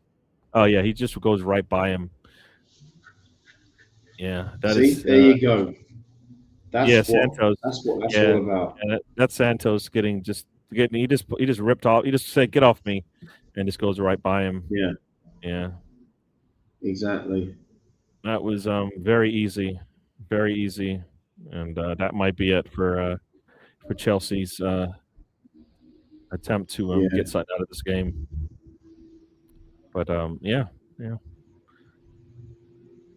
There you go. See, we cannot rely on teams, and you know what I mean. Arteta is the pettiness personified. Brings Ethan on for debut because of a tweet, and then breaks day record with Dalman. He's a maniac. Yeah, he's a maniac. really is. And I remember when there was quite a few people who were defending that, bringing one area, and I thought to myself, okay, I was happy that he did that, but then I thought, right, this kid looks good. Now, from time to time, play him, bring him on. He didn't, and for me, Arteta still doesn't trust the youth, in my opinion. No, Not it's not money. not, not enough. Not enough. Not enough. Stan cares about Champions League money. That's why he went to sack Arteta, while other members want him to be under review. And that's the thing, and this is the thing. And the Cronkies, it's about money. I've noticed with in America their teams, because I know they care about their teams, don't they, Gary? Yeah, Because I mean, they've won championships in recent years. yeah, yeah, yeah, You yeah, know, yeah. and They have, and you would think that they would want the same for all of their teams, and it's like the only team that hasn't won for them, if I'm correct, is Arsenal, right? yeah, yeah, And then they've owned this team for what 10 years plus now, and they haven't yeah, they've come close in the last 3 years, and this year they should win it. But like I said, it's not necessary. It should be an easy decision what to do next. yeah. Regardless of the results. So we'll see. We'll see. Yeah. And the fact that, yeah, but I mean, I know we spent money this season, but I still feel under another manager, that another manager can Oh, get the this should tune be out of another these goal. players. Ooh, Semenyo can't curl it in. Oh, Uh, it got deflected away. So yeah, yeah, that was a really good play there by Semenyo, who Arsenal didn't feel like they needed. City right now playing the last few weeks have been playing better football than we have. Yeah, yeah. I mean Liverpool last week. Oh my god, I mean, think against an about it. That absolute. happened. What was it last? Was it last year? City went on like that 13-game winless streak, and they still finished Yeah, third in the league or whatever it was. So that's you right. know, Mm, like their bad seasons are everybody's best seasons in the last 20 years. A lot of people's best seasons. So it's all relative, is what I say. If this is yeah, their worst season, they got a trophy. Then that says a lot about about them than it does about other teams. Not that's what their levels to this thing, as I like to say. Their level is so much higher than everybody else's. Right? exactly. So they know when to turn it on. So that's a good excuse to be given another season at Liverpool. Well, Arteta has no excuses, and he spent over £1 billion since. Yeah, exactly. We've spent a lot of money. I know there's been fans who've been moaning and groaning, right, about Chelsea and City and the money they spent over the years and blah blah. And we've spent a lot of money over the years, but a lot of our fans tend to want to forget that. Yeah, but Most, everybody has to spend, so it's not even real. It's not even that you're spending. Everybody has to spend to compete. That's the only way we are competing now is because we spend. If we didn't yeah, spend, we'd be worse, and then they'd be complaining that we don't spend. When we spend and we yeah. don't win, it's just not everybody wins, and we're still kind of catch up, No, right? I We're still get trying to that. catch I up, get right? that. I get I mean, that. But I think with City's the coming from a place of strength, right? Because they spent ahead of yeah, us, and they've got. Oh, this should be a it gets cleared away. And all that they're, as I said, they're not necessarily rebuilding; they're retooling. You know what I mean? Like I don't think they're rebuilding, right? They're just retooling like they've been doing, like they do. Somebody gets old, they bring in somebody new, right? Not too many yeah, teams can do that. I mean, how many players? Like exactly. somebody said, how many players they brought in the last two windows? Over 500 Mm, mil in the last two windows. Not many teams can yeah, spend that much money, right? So it's not the same playing. It's not the same playing field. We're on different levels here. We're playing at different. They got more cards than us, right? Their cards are stacked, right? Most okay, teams can't do what they're doing. Even Liverpool spends tons of money. You saw it. Oh, this should be a goal. There it is. Yeah, yeah. yeah. Gahey with the No, goal. Oh, yeah, there you go. So this game is pretty much over. City's got into six with Arsenal based on where we are now, yeah. and Yeah. We have to I actually. can't see Chelsea getting back in this one. Do you know what? We got to give it a go next week and show City what we are about. I just don't find that. I don't think that'll be the case. But hey, Mm, oh wow, oh. yeah. Oh, they went it short on their corner, and somehow, guess what? The second touch is unmarked as well. boom. They don't come up and get The Gursky, centre and half then took and then leave. that like a number 9. He did. Yeah. Gay got left alone inside the box. Nice little pass inside to him, and once again, what is this? Gusto leaves him alone. That's Gusto should know. If he doesn't leave him alone, he doesn't get that run. But Gusto runs away from him, and Cucurella doesn't see it, and it's too late. Colo Toure. Yeah. Colo Toure, that legend on the bench, man. I think it's Bench, Gusto, or maybe next it's to Guardiola. Yeah. This match is probably over unless Chelsea's going to decide to play. Like, they haven't really even been on the attack after about 30 minutes of this match. So, yeah, I don't see that happening. And they can't get out of their own way. Yeah, they can't. They got 7 players on that side of the pitch. Oh, no, that ball's going back to City. And, yeah. Chelsea had a passage of play in the first 20, 30 minutes of the game, but not of late. Not of late. No. Yeah. And somebody said the hate watch is finished. Yeah. This is, for me, it's not even a hate watch. It is what it is, you know what I mean? I just appreciate you coming on, G. Really do. You know, City is now in this game. Yeah. And they have a full lead now. So. Yeah, exactly. When do we do that? 4-man press. We don't even do a half-man press. I mean, I think it's beef with Timber. Yeah, he's always where Saka needs exactly where Saka needs to be. Saka the goal scorer. Yeah, against the touchline. Timber should also be. I've been saying this for how long? Ben White does it, but he should be outside running overlaps. He doesn't do it. You know, and I love Timber as a defender. You know, as well, does his job. It's like Bobby says, you want a right back to be a right back, you want a left back to be a left back.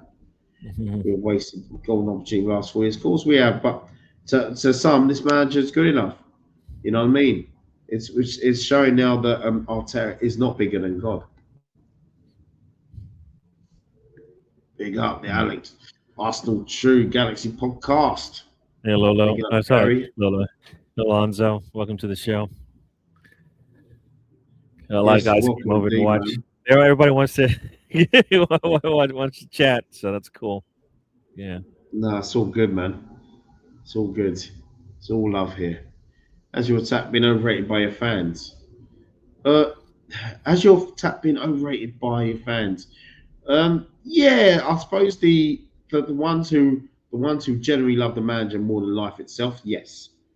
For me, Saka's not the same player after I played Winfrey. Yeah, he's not, but I said that, and Gary, I think you'll agree. I think Saka has he's got actually, let me just read this first before I'm going to say what I'm going to say. Jesus appears at Christmas and disappears at Easter. No pun. And Reiki, Trossard, Martinelli, they're not starters. But for me, Saka, future number 10, because I think he is. What do you think? Well, if he's healthy, the problem is I don't think he's ever come back from, last season's injury, right? He hasn't. I mean, he doesn't have the same, abilities that he had then. He can control the ball, yes, but he's not getting by anybody with it, and I think that kind of hurts him a little bit. So, yeah, no, I don't think he's come back. I don't think he's been able to recover and fully. Right? It's almost like, the surgery that he had. They're going to rush him back. Not only does he get that surgery done and the injury and whatnot, but then they sign him to the new contract. And I'm like, if you're signing him for the next 5 years, make sure he can play the next 5 years. That means that this season, guess what? Maybe he doesn't play as much as you think. Maybe he does come off the bench. He doesn't have like you know what I mean. Like you don't put that much money into a player and then go, guess what? We're gonna have you play on a half a leg. You know what I mean? Yeah. That's what we did, and he'll Yeah, never. I hear that. You're right.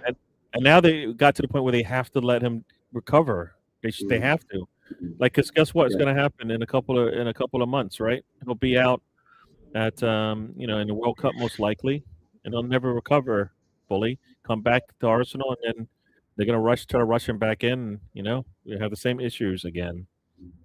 Nick O'Reilly is actually on the ground, so that would be bad for City if that's a hamstring. Maybe he just wants to rest, but yeah, somebody's saying hammy. So he's basically been the lifeline for City in the last month. Like I said, yeah, he has been. Yeah. He scored 2 goals against. Right, he scored 2 goals. He scored 2 goals against Arsenal, and he's got the opening goal here today. So yeah. They got Yaya Toure in the stands. Remember him in the midfield, just dominating. The man. Did you know he failed at a trial at Arsenal? He failed at a trial at Arsenal. He did, yeah. What did they ask him to do? Fly or something?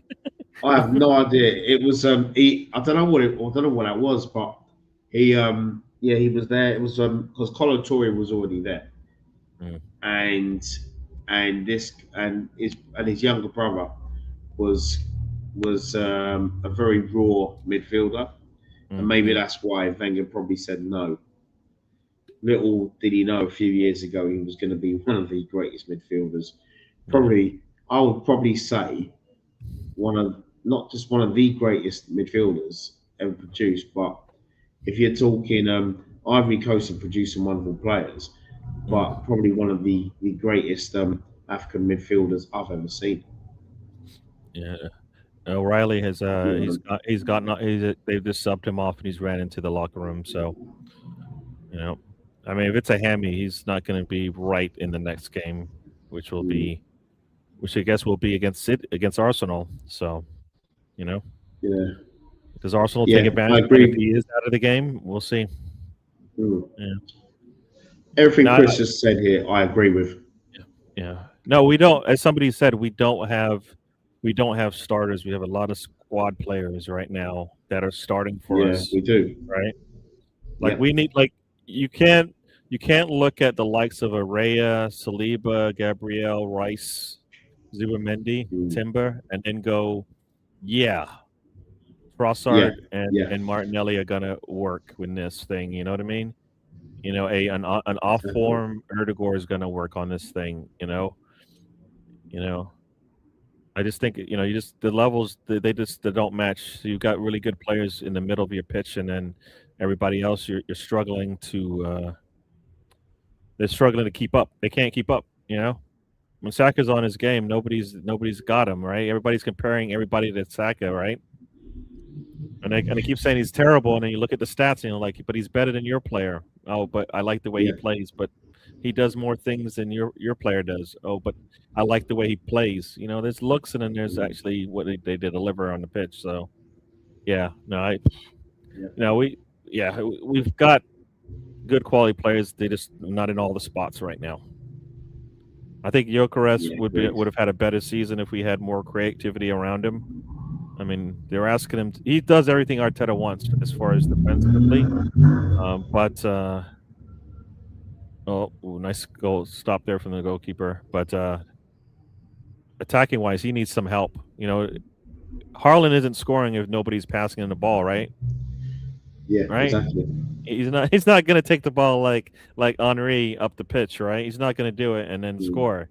So there should be a goal. Oh, Parma. Yeah. Palmer. Oh, it gets deflected off by Gahey. He saves a goal there because Palmer's chip put that on target. Yeah. It looked like Palmer just. Oh, it does come off. It does come off Gahey. I mean, Donnarumma might get there, but it should be. I don't think he put anything on it. I think he just placed it. Tried to place it on that near post. Ball's in the air, headed. Ooh, Donnarumma gets a punch on it. Well out of play, man. What's wrong with you? There you go. Palmer, what does he do?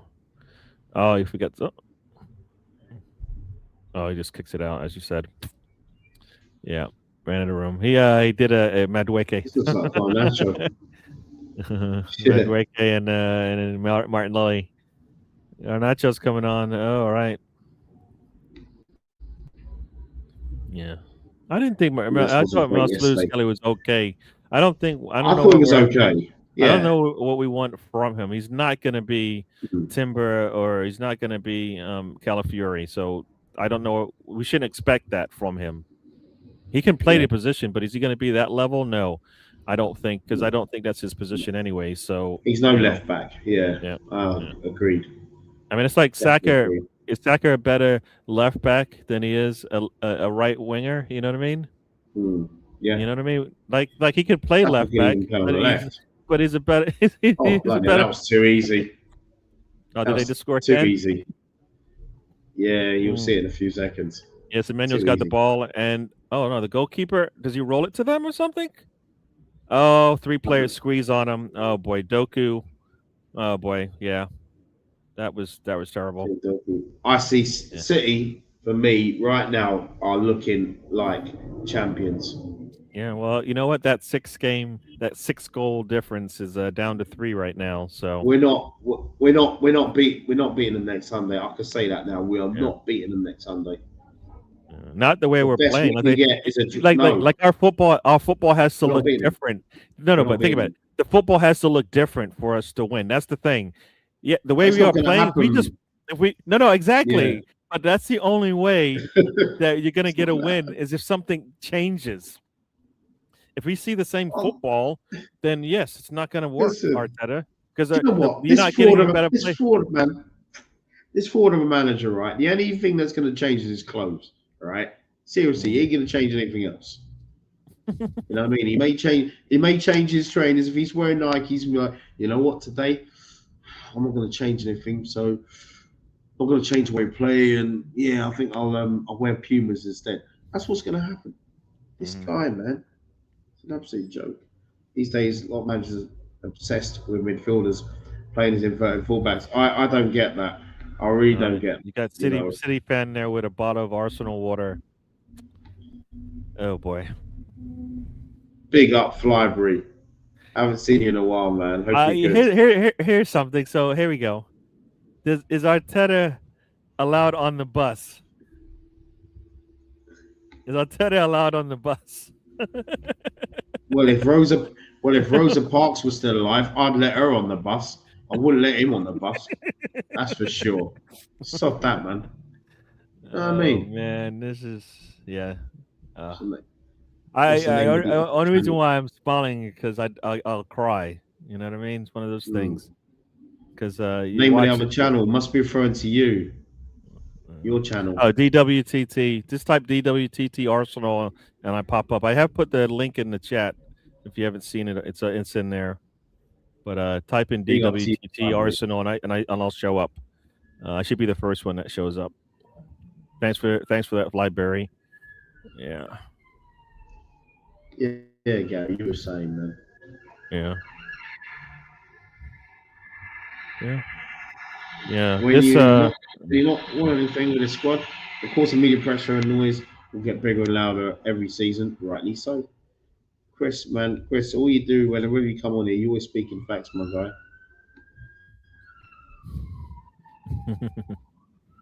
yeah. Yes, City now. This is what they do. City, they even if they're playing well or not playing well, they get the results at this time of the season. Yeah. They smell blood, and I think after yesterday they were so up for it. And you know what? This is if you remember. Was it? Okay, I always go back to it. The run up, and I say this, people who follow me will know this.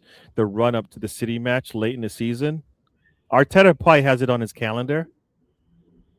It scares him because how many times the run up to the City match do we have basically sometimes our worst run of form, right? It's usually the City to end it. We had there was a point where, if I recall, we had 10 games to go before we played City. And we dropped points. I think the first thing we did is we dropped points to Everton, who had a new manager bounce, right? 2-3 Yeah. seasons ago, and then we proceeded to like basically just get run down by City, and then we got blown away by City, you know. And then there's another time, 3 draws in a row. We had a lead on Liverpool. They came back and drew on us. We drew 3 games in a row. Go to City, get blown away.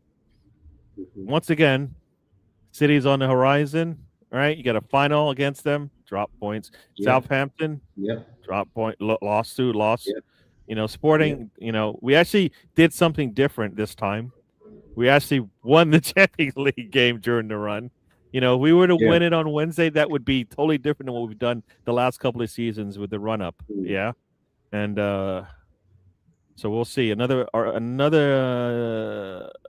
City players on the ground. That might be Rodri. Ooh. Yeah, that's Rodri on the ground. Oh, so you got Rodri on the ground. They've got O'Reilly. He's just come off this. You know, is this the football gods giving us a lifeline? I don't know. Because will Arteta actually take advice from this? You know, I can see Arteta coming out and playing City like they've got Rodri, and Rodri's coming out of the game right now, and Riley's coming off with a hammy. You know, he might be fine. He looks like he's got a leg problem as well. He's reaching to the back of his leg. You know, so you know we'll see how this plays out. But yeah, I mean, not that I want injuries or anything like that, but you know, as anything, teams should take advantage when they have a chance. So, Arteta and lifelines. If he wants to take lifelines, he should go on Who Wants to Be a Millionaire. It's like, he just can't do it, man. Seriously, you know. I don't know if you ever saw the one guy who called on the lifeline, and he called his dad, and he said, "Dad, I'm just calling him to let you know I'm winning $1 million." He said, "I don't need you to answer I don't need your help. I just want to let you know I'm going to win it." And then he gave the question, "One is $1 million," and he won it. Yes. Oh my gosh. So, you're talking about Who Wants to Be a Millionaire. You're talking about your version. Yeah, the version over in the States. Not our version. Oh wow. That's something. He called to say I'm about to win this thing. I'm going to check that on YouTube. I'll check it out on YouTube soon. See, look, Miles Skelly is our Kobe Manu, but we don't want to play ours, right? Krupi yesterday, 19, right? Starting against us, right? Arsenal's looking at their 18, 19-year-olds and going, I can't play them. But teams are beating you with their 18, 19-year-olds. So obviously you're doing something wrong. Yeah. You know? Exactly. Yeah. Exactly. Yeah. That's what he does. But MLS Kobe Manu, manager is killing them. Just going to scroll through these chats. We are a little behind. At the moment, it is bottling from Arsenal. You had opportunity to be 10 plus points clear. Yeah, we did. It's against yourselves, Forest, in January, and now Bournemouth yesterday. Yeah. So there's many more games. The Wolves game. It's Chelsea at Stamford Bridge didn't capitalise on their 10 men, you know, and fans thought it was all right. I actually do believe you win the Carabao Cup, you win games with Southampton. Yeah, but players didn't turn up that day, and manager looked scared on the touchline. The fact that we needed own goals to beat one of the worst teams in league history tells you everything you need to know about our football. Wolves should have won that game 2-0. Yeah. You know, I think that game was the football gods coming back at their player, whoever the player that scored the own goal. Because if you remember the season before, he's the one that put his arm on Havertz's neck and then pushed himself off. Right. If you remember, so sometimes the football gods work in our favor. Okay, They do. Yeah, they do, man. You know what I mean, there's always that little bit of karma, but we seem to get hit with it a lot. Arteta seems to get hit with karma a lot. You know, it's like he just won't learn. You know what I mean? Once City were out of title race last season, December, I think we were beating you lot to the league. Yeah, because you're not having winners in your squad. Yeah, exactly. The amount of excuses I used to hear last season for the silly draws and defeats we had, and I heard someone say last year when we lost. Fair enough, it was Bournemouth. We lost 2-1 Bournemouth. I never saw the game because I was away. And That's the one. That's the one with the red card right early in the game. After Martinelli misses, he hits the crossbar, I think, or hits the post, and then they come is down that the and one? Saliba. I thought that was the 2-0 game that we lost to Bournemouth. Oh no, not that one. The one that we lost at home to them. That Oh, was the okay. 2-0 away game. But Oh, the one okay. we lost at home last season, Declan Rice scored. And Okay. then and I know that we conceded 2 goals. And then someone in one of these chats, I can't remember who it was, but someone then said about when someone was having a moan about the game and about the loss, and because we had who was it? We had Paris Saint-Germain coming up. I think it was in the second leg, and then someone said, "Yeah, but we scored." But someone said, "No, but we've lost the game." So we more or less given Liverpool the title, and then someone said, "Yeah, but we scored." I mean, what's that got to do with anything? Yeah, we Yeah. scored, but we haven't got the 3 points, have we? We haven't even got a point. And for me, it's all, and for me, that's just about defending the manager. I'm sorry, but he doesn't have a detail like Trump has his detail with the Secret Service. It don't work that way here. I'm sorry, it don't. Unless unless the Secret Service comes from Wood Green, you know what I mean? Mm.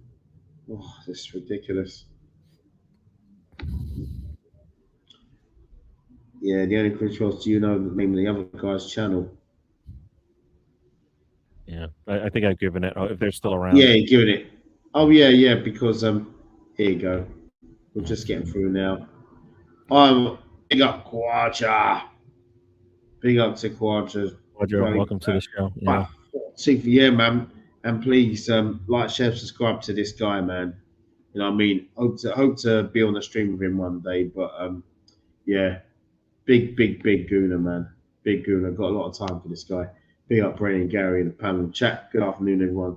Good afternoon to you, sir. Yeah, as you can see, you're seeing the league champions elect here on this form, aren't we? Yeah. Unless something drastically changes next Sunday, but I cannot see Yeah. it. I think Does Sanchez Sanchez had to stay back? decide. I think so.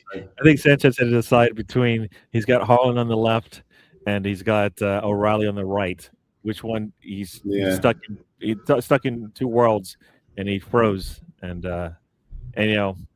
he didn't expect his defender to just basically roll over, and that's what happened. Like the same way that team rolled over for City years ago. Chelsea just did that today. O'Reilly, you want the space? You got the space. Taib, welcome to the show. Big up, Wade. Big up, man. Big up. Yeah. Always welcome here. Good to see you, brother. Here for me, I should say. 6 points down as it stands. Yeah, Quadra. Well, you know what? It's it's gonna be an interesting watch. I'm working tomorrow, so I'll only probably I'll be in and out, flitting in and out of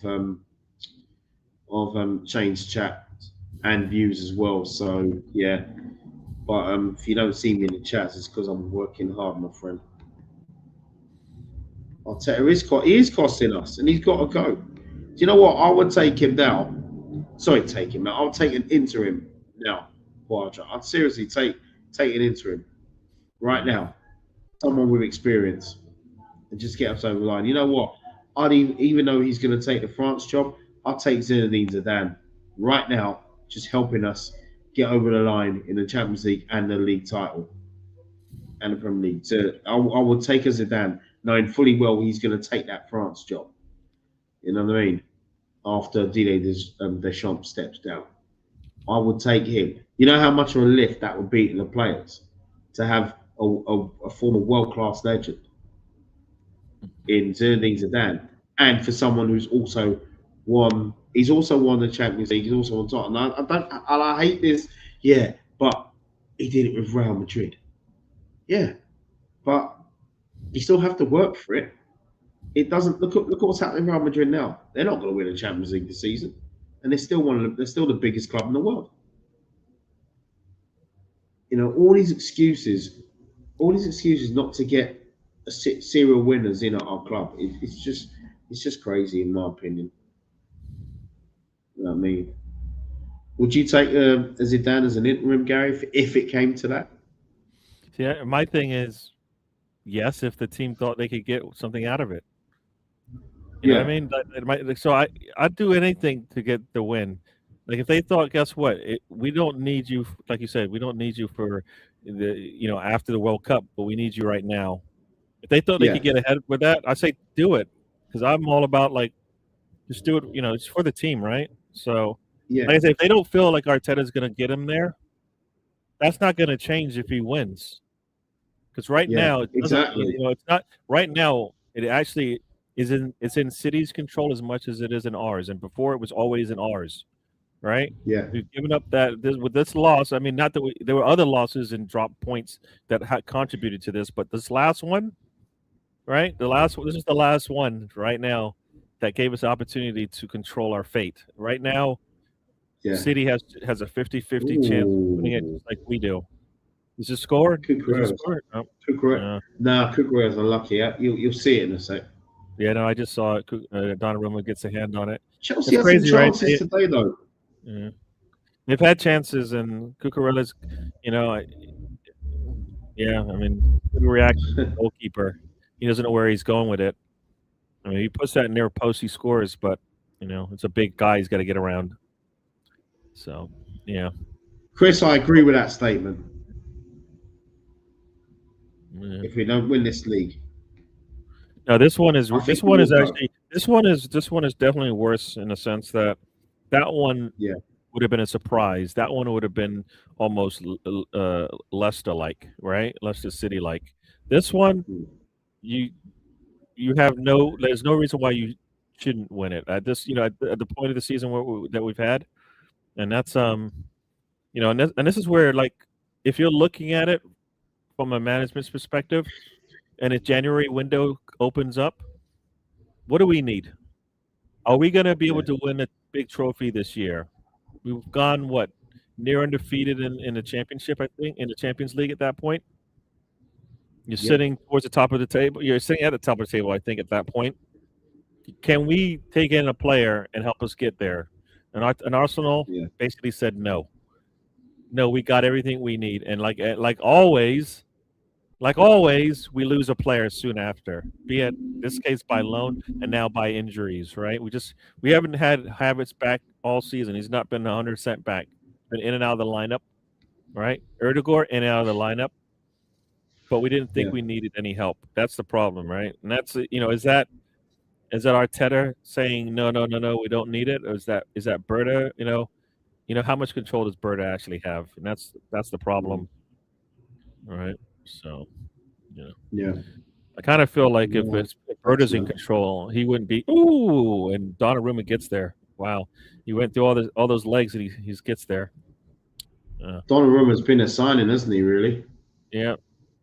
Donnarumma, Shersky. You've got Semenyo. You got Ehi. They've all contributed today to this thing called a win. And Arsenal could have dealt with a Gehi, could have done with a Semenyo. Didn't really need a Donnarumma, but But I've seen glimpses on Marmoush this season. Even though I think he's injured, isn't he? So, but I find next season you'll see more of him. City are building, and to be honest, I don't see if Pep leaves. I think he's left City in good hands, in my opinion. Yep. With a few more additions, he's definitely left them. But I just felt that this City side, for me, is not like the City sides of before. No. And they don't have that many top world-class players like they've had, but they've got the depth. They've got really good players, right? I mean, they do have world-class players, but they don't have as many as they had before, right? Yeah. Right. I mean, they didn't have KDB level players. They didn't have the healthy Rodri player, but they have really good players, which is that's what they needed, right? Haaland hasn't scored. He scored maybe 1 or 2 goals this calendar year. It hasn't mattered. Yeah. No, it hasn't mattered. I mean, if our striker doesn't score for 4 months, basically, we're in trouble. I mean, Gyökeres has had one of the best runs this season. Sorry, this year, calendar year, for a striker.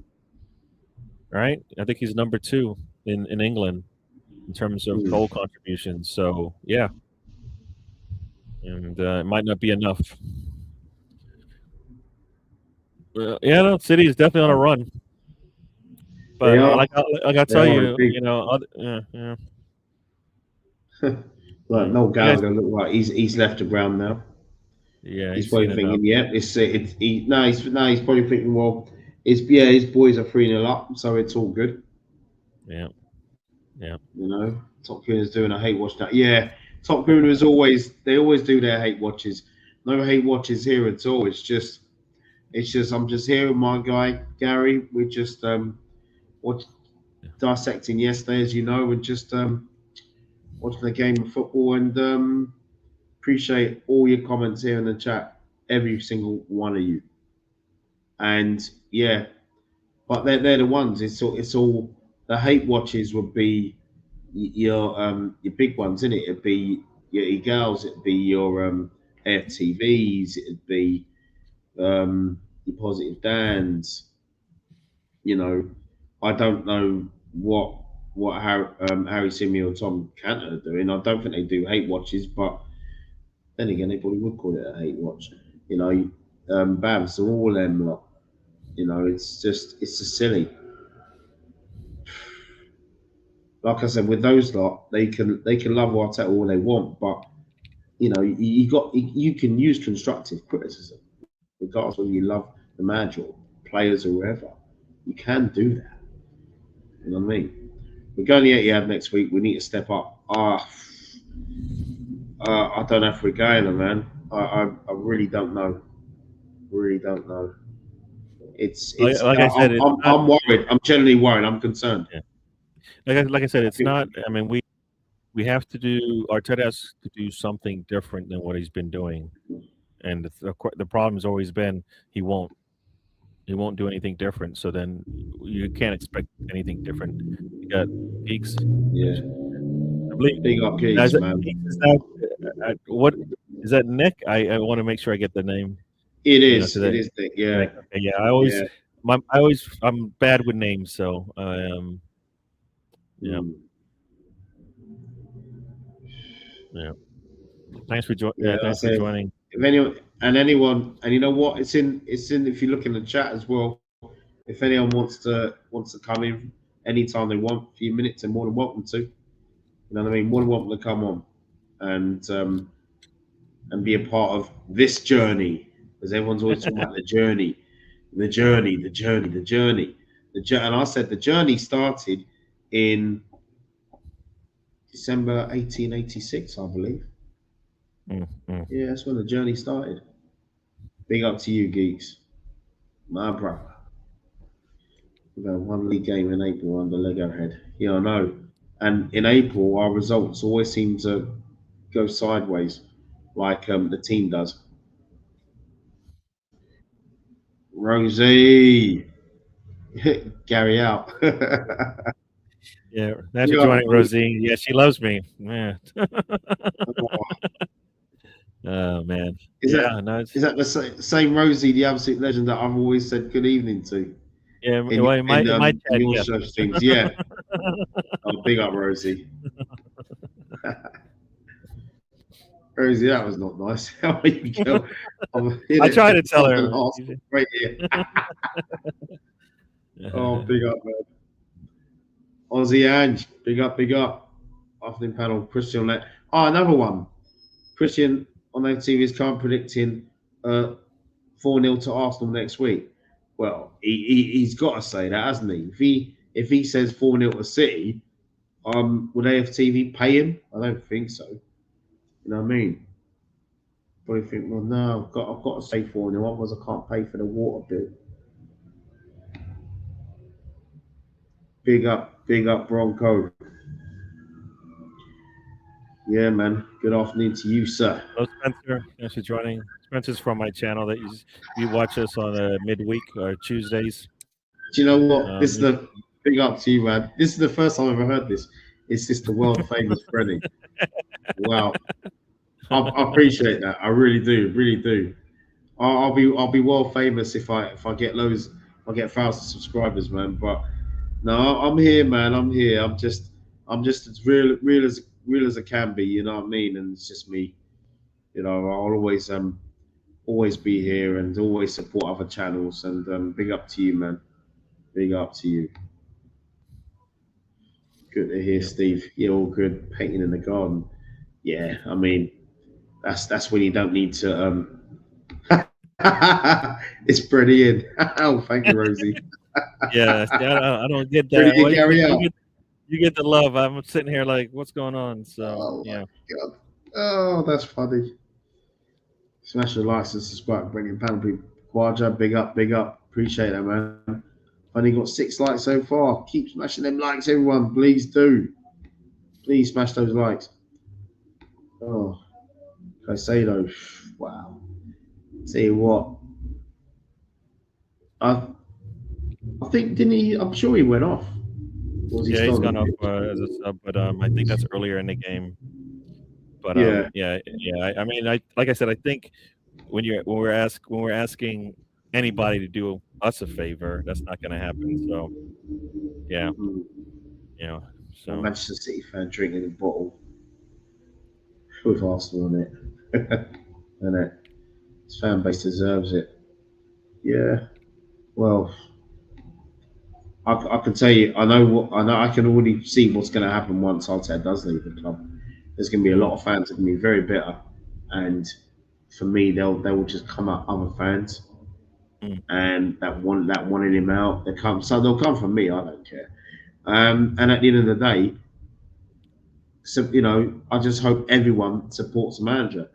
You see, all of us that are there's a lot of us that are Arteta out because I have been, as you know, Gary, for many years, and all we ever wanted was just for this manager to prove us wrong, win games of football, get us over the line in all competitions. Just give it a go. I'm not saying we're going to win all competitions, but just challenge, give it a go. The Southampton game was unacceptable, and people were still defending it. That cup defeat against City, people were still defending it, defending the manager, and making out like it was nothing. It's like you must have heard me in the group chat earlier on. When I was talking about when you talk about former players like you've got Ian Wright and Mike Keown, and they're like, well, I didn't hear what Keown said, but I know Ian Wright dismissed the Carabao Cup, and I've said it how many times in the last couple of weeks. If you're going to dismiss the Carabao Cup and think that's okay, Duzan, it's nothing. Give away. If you still got your medal, Ian Wright, out there, if you still got your medal and it's still out there, or you still have it, or whoever has it, just get rid of that medal. Get rid of it, because it meant a lot to you. It meant a lot to us fans who were there cheering you on, cheering the rest of the team on, winning that League Cup in 1993. I wasn't at Wembley. I was there in the semi-final though. Semi-final that season, supporting you boys, getting to that final against Crystal Palace. I couldn't get tickets for the final. I was so happy when you lifted that. That was like your first major honour. I know you don't count the CMOD Cup, and I get it. And then winning the FA Cup a month later. So I hope you haven't got that same attitude you had last week. no, yeah, I don't like DWTT, and I say it all the time. Don't waste a trip. If you're gonna play a game, then you should be trying to win it, right? If you're gonna be in a tournament, you should be trying to win it, right? I think it's real simple, and if you we don't need that. Some people say the bigger fish to fry or all this kind of stuff, and I'm like, I hate all that. you know what? You Yeah. can't build a history of winning if you're okay settling, not giving it your all every time you play. It doesn't like the thing that I didn't like is Arteta would sub and then ask the subs to do what his starters were doing, as opposed to just adjust the play a little bit to get something to benefit the players, to put players in a position to succeed, right? He won't do that. Yeah. He's got to play his way, no matter if it's Saliba and Gabriel or if it's somebody else. And it's like, nah, You should adjust. Teams that do that when a player gets injured, they don't keep playing the same way. City didn't play the same way with Rodri's out with an injury. They adjusted. That's what you do. They did. That's kind of what You have that's to what do. managing football and coaching football is all about. Adjusting to the situation 100%. at hand. 100%. Yeah, we're losing that game. 100%. You know, Yeah. you got to adapt. You got to change. You got just tweak things slightly. Yeah. He will set up a draw against us next week, but if we draw, I'll be happy with that point, considering the way we're playing. Yeah. The thing is, I don't. If we're depending on who's in the game, I just don't. We can't sit back and we can't absorb what City brings No, in pressure. you We can't. can't. You're A lot right. of teams, you see a lot of the teams lower in the table can absorb all that City offers in terms of pressure. We don't do well with that. So I think we're gonna play our game. Play our game. Yeah. Yeah. Play our game, and you know what? And then because our game is to put a little bit of pressure on them, let them turn the ball over to us, as opposed to letting them just come. Us sitting in a low block and trying to take all the pressure, and then making a little mistake here and there. And that's what we do. So I kind of feel like, nah, Arteta, we'll see who he has to play, but he can't just sit back and give them what they want. At some point, you have to, if you're gonna have Saliba and Gabriel and Raya and Rice in the game, that's your spine right there for me, right? Yeah. That's the top spine in the world of football right now. It is. It is. Yeah. I totally agree. And and with this as well, if you can't have Zidane, take the chance. Yeah. It's full time and it's Chelsea 0, City 3, and credit to Chelsea, but City playing like a team that desperately wants to get the title back. Mm. So right now they're looking very, very good. Not a good result for Arsenal. But the result for us is we're 4 points clear of Chelsea, above Chelsea. Yeah, exactly. Yeah. This Who hurts else takes Chelsea's. it down? Chelsea trying to get into the front, the top 5. So yeah. That this is one reason why I thought they might come out to play. Like they can't afford not to play in Champions League. So Yeah, exactly. we'll see how that Bronco's plays right. I out for mean, them. yeah, he is right. Though. Does Zidane want Arsenal? I know he doesn't. I mean, I don't think he ever did. Yeah, I don't think he ever wanted to come to England. To be Yeah, my honest. understanding is that he doesn't speak the language as well, so he'd rather not have to do that, especially Yeah. now in this time in his period of his life. So, yeah. And do we offer what he gets from? He's not gonna. Does he offer what they offer? Yeah, nah. Yeah. Well, I'm not. I'm always behind on the channels that I do watch along. So this is no different. And actually, Rennie actually tried to help me out and slow and pause his Yeah, stream, exactly. Yeah. Look at that. Jeez. They got a goal difference of plus 35 compared to our plus 38. Yeah. So Yeah. we're 3 ahead of them. We play them. Jeez. Depending on how that game plays out. Depending on how that game plays out, they could cut into that. Yeah. Cut into that goal difference if we don't do the business. We should do the business. You know what I mean? We need to somehow. Like this is one of those by all means necessary, right? Yeah. Well, Arteta, yeah. I'm just looking back at this. Yeah, he's not serious, is he? This Christian. So, I mean, would he go on Sky? Because I know he's always on Sky Sports News here. They always seem to want to get these the Arsenal fans that are just suck ups, and you know what? And if I was gonna nominate an Arsenal fan to go on Sky Sports News because that Arsenal fan knows a lot and his knowledge is incredible in how he reads the game and everything else, I would go for Kenny Kent.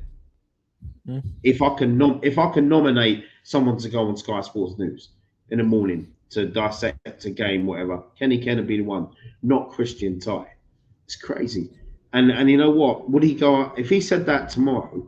He'd have the likes of who is it? It's Charlie Austin, played for QPR, played for a few other clubs, who's on there, or Jay Boothroyd, who's a former Arsenal academy player. They'd laugh at him. Oh, and Tim Sherwood. I think Tim Sherwood's laughed at him a few times. You know, as if to say, who is this guy? You know what I mean? That's going to be something.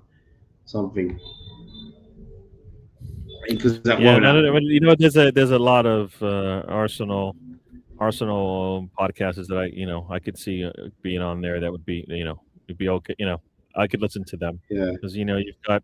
I think the Ludo Gunnar could go out there and show good for Arsenal. yeah, I like him. So Yeah, there's I a really like him. decent amount of fans out there that they could do a job.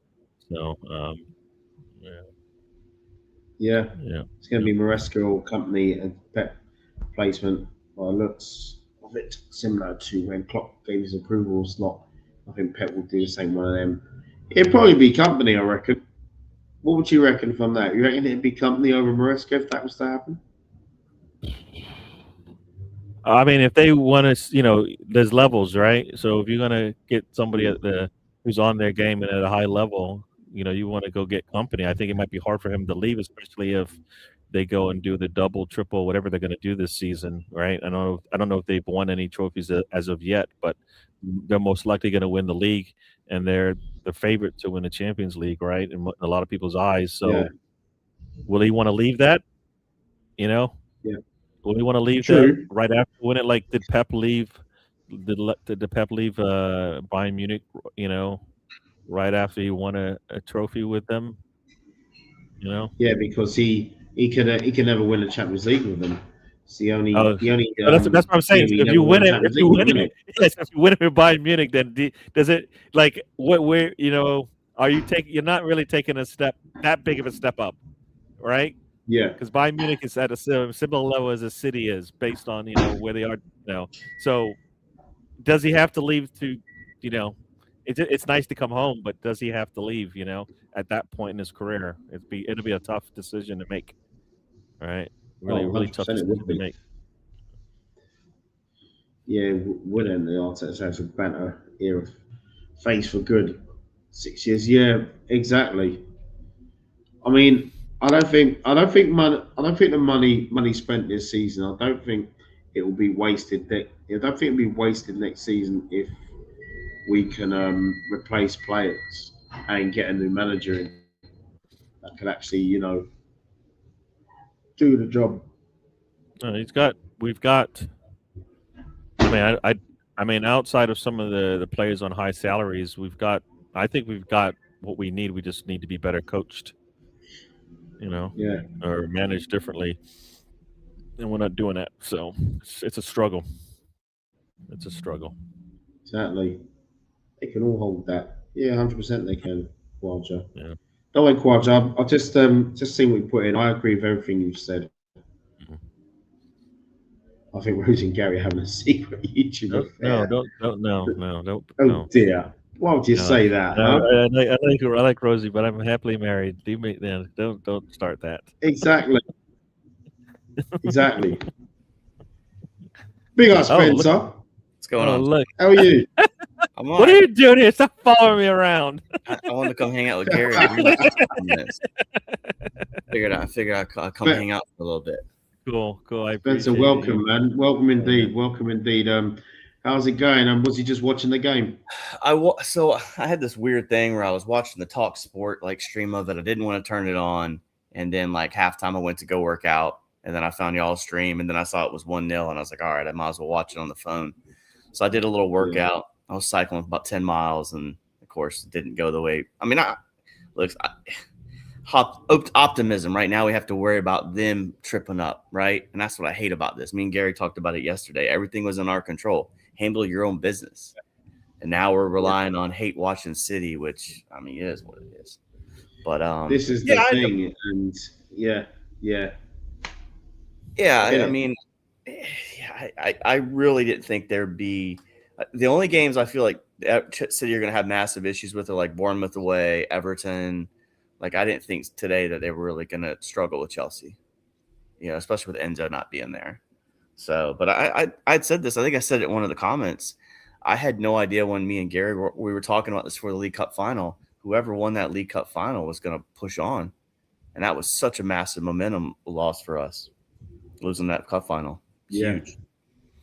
So It was, and that's the thing, isn't it? Because they always make or break a season a big game like that, and yeah, and I think if we had won that, I do believe that our results would be different because the players have now got that mentality that for some of them, they've got that first medal, yeah. and they can kick on hopefully to win the league. And but you know what? I mean, Gary and I we spoke about this, but I feel that we can still.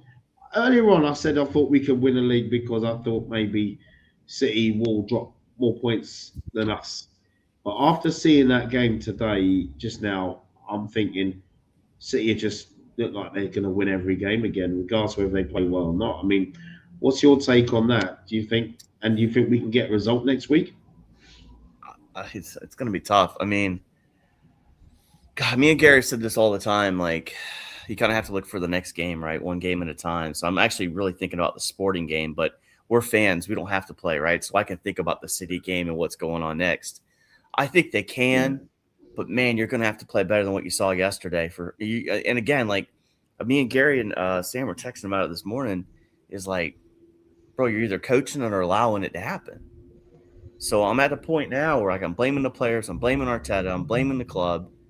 And if I see the same performance I saw yesterday on this Saturday, Sunday coming up, they're going to get pumped, man. I mean, that's real talk. I mean, they'll probably get through Sporting this week, and we'll end up in the semifinal of the Champions League, which is another question, another story. But man, if they play the way they did yesterday with that lack of conviction, I mean, again, and we can Arteta this, Arteta that.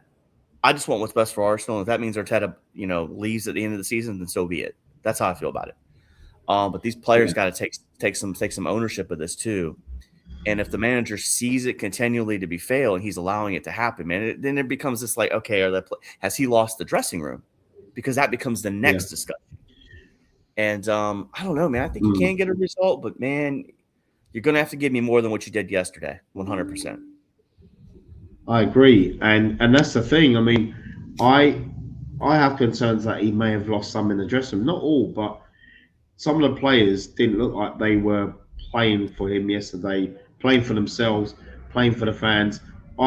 Listen, I'm Arteta out. I've been for a long time, but that's unacceptable. You don't do that on the pitch. You don't do that. I don't care who's in charge. You play for the manager regardless of what he sets up. I find at times if you feel that something's not working, then maybe you can try something else.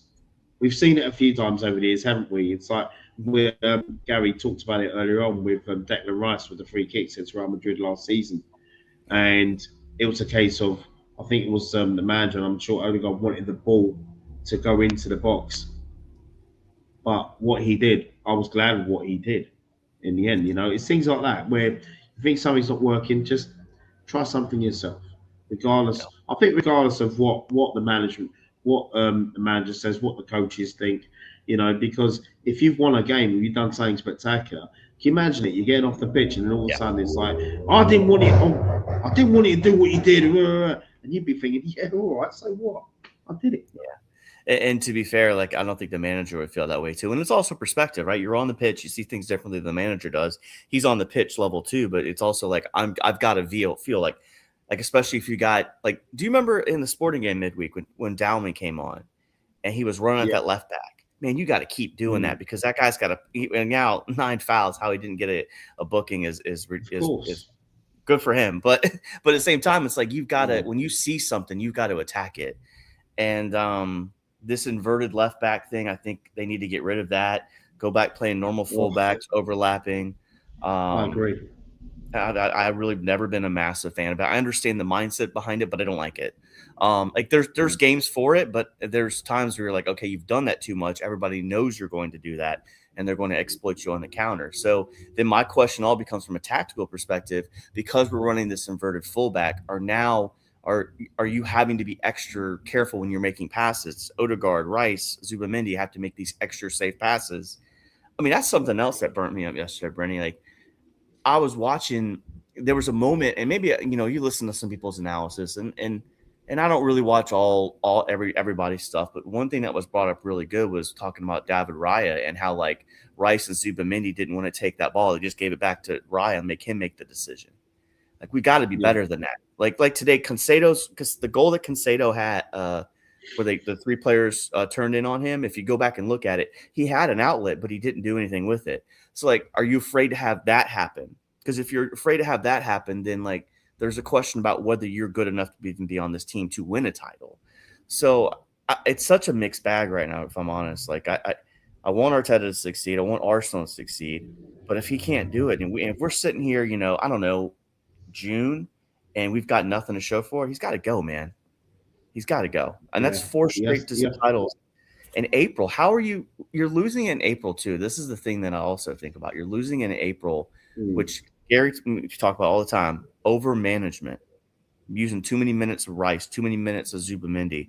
I mean, we had a big game yesterday, Brenny, and Saka and Odegaard were not there. Now, that's not their fault. Again, like, injuries happen, but we need them to, and they're not there. And is that the manager? Whose fault is it, right? But it doesn't matter because they're not there. So I don't know, man. We'll see what happens. Yeah, no, man. I mean, you know what? I hear you, man. You've been so factual. You've been real about it as well, and big up to you. And big up to Luke Watts in the chat as well, and Phonix as well. Big up to you, sir. You know what I mean? Hope you all are good.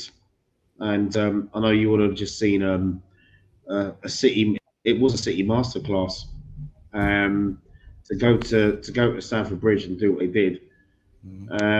It's got even got me thinking now, like, we should have just gone and got the 3 points at Stamford Bridge when they went down to 10 men. And it's these games where the draws that you think, and you look back and you think, even though the title's not lost, the title's not won yet, but you just look at some of the games we've had this season, you think, oh my God, why we drop points at Wolves? Why we drop points, against Chelsea at Stamford Bridge with 10 men and things like that, and then some home games, and you look at some of the home games we've had, and look at like yesterday, and you think, oh come on, and Bournemouth, wow, Bournemouth was like they haven't lost a game in the league this year.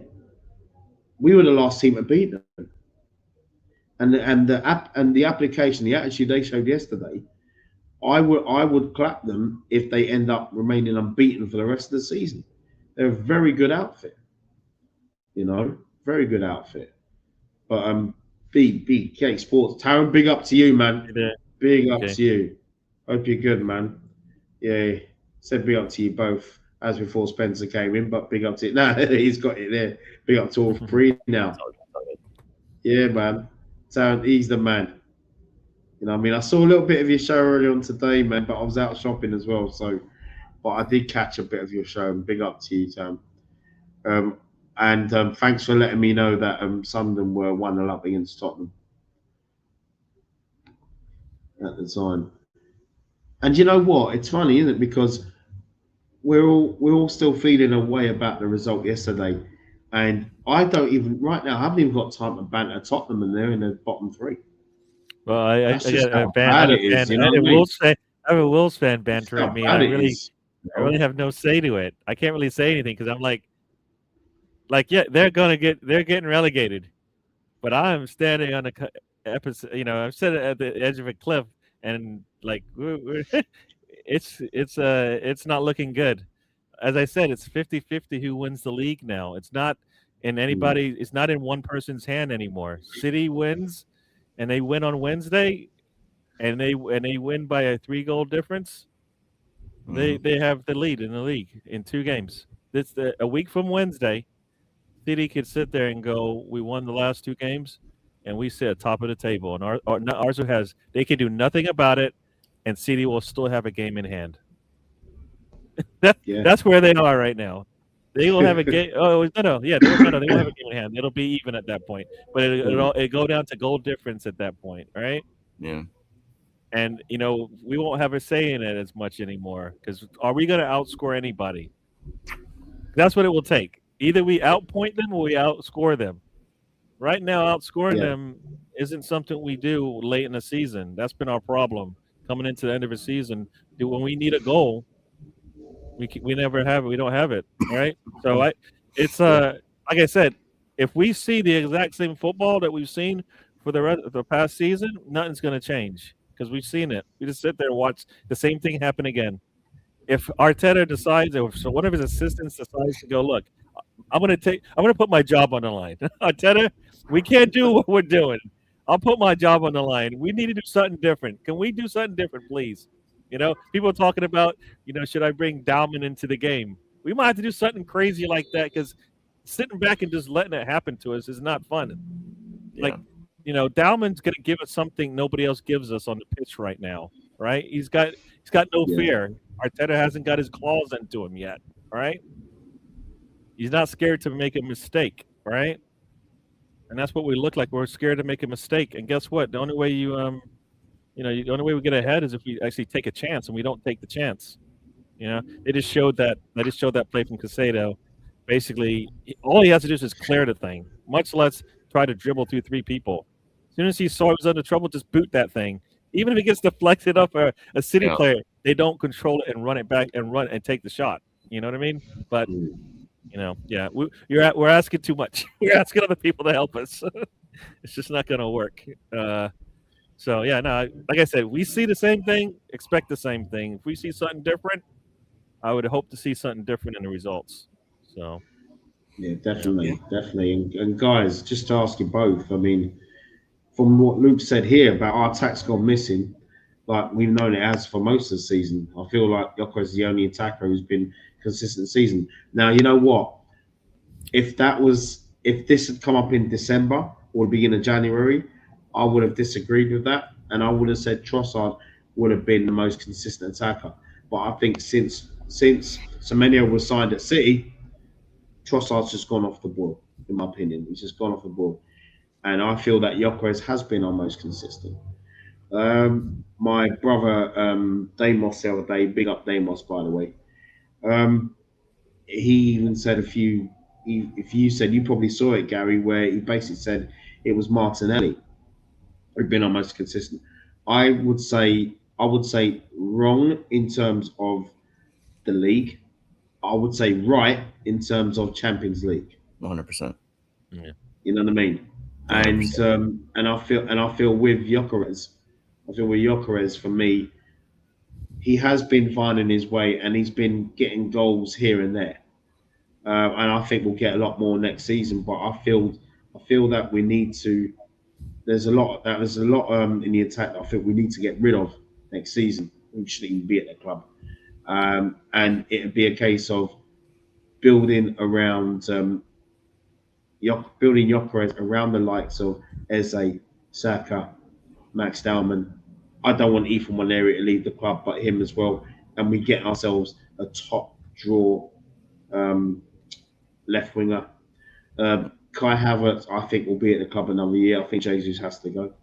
But what's your guys' take on that, Spence? So what do you reckon, mate? What do you reckon? God, such a good question. Because again, I wonder, and I've struggled thinking about this a little bit, and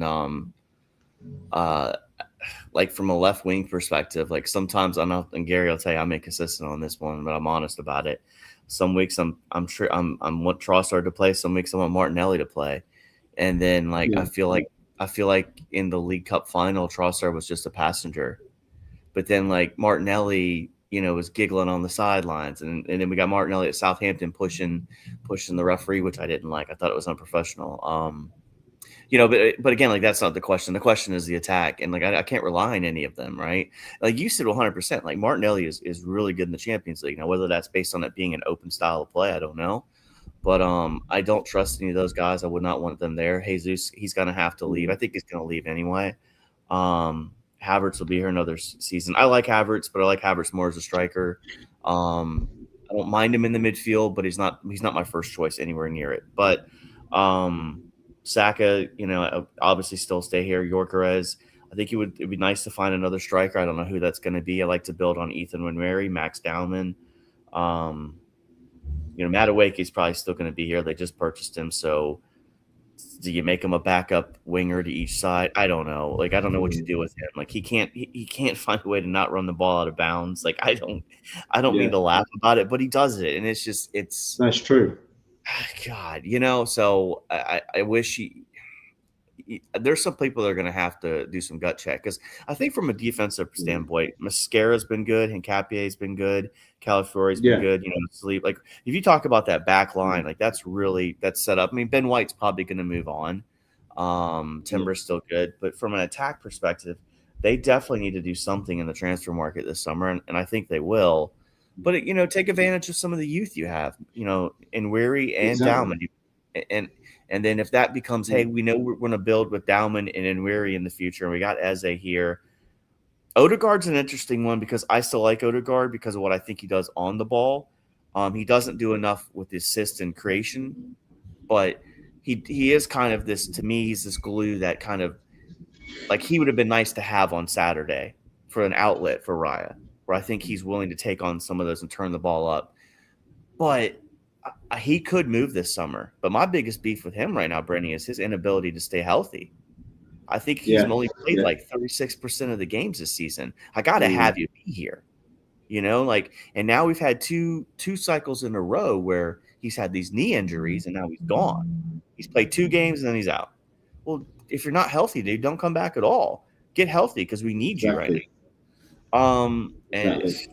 But that's one that you might not know about. So I don't know, man. I really don't know where the answer is, but it's going to have to be, they're going to have to bring someone, especially at left wing position. I think the left wing position is our biggest issue, but I would love to see us tactically go back to overlapping fullbacks.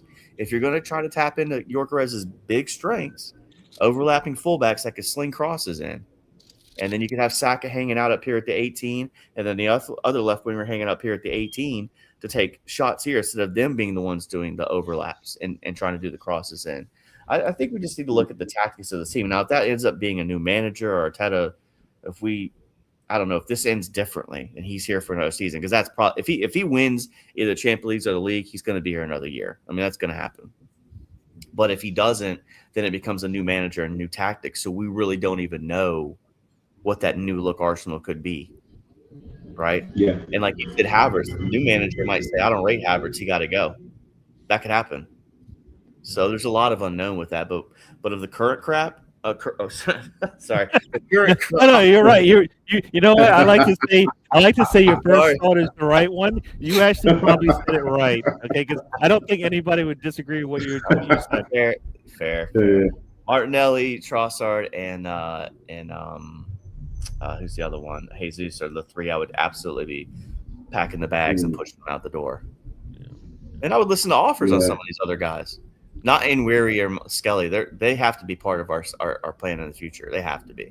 They have to be. Oh, 100%. 100%.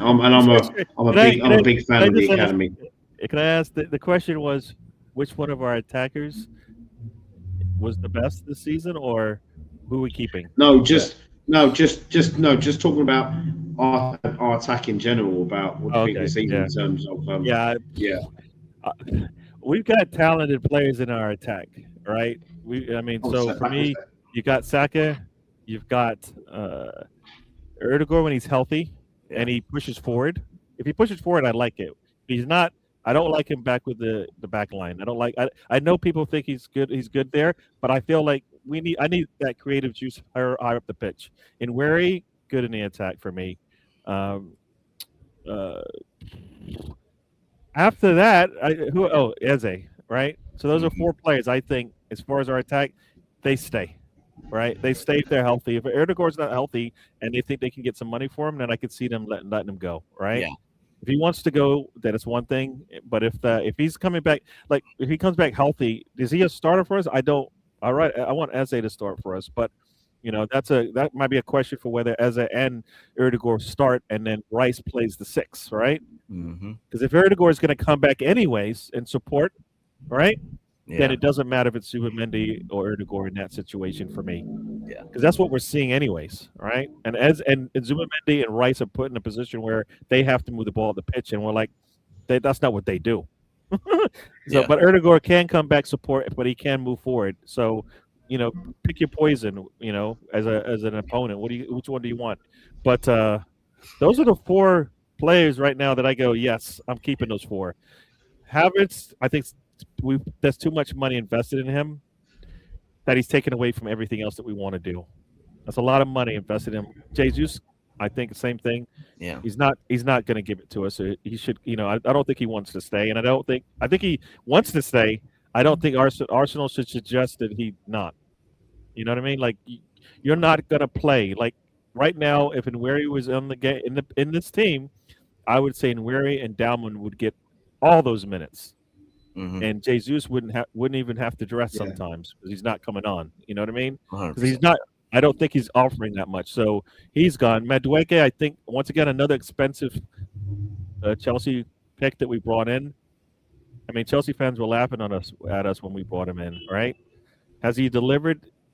Probably 1 out of 5 times he's delivered for us, right?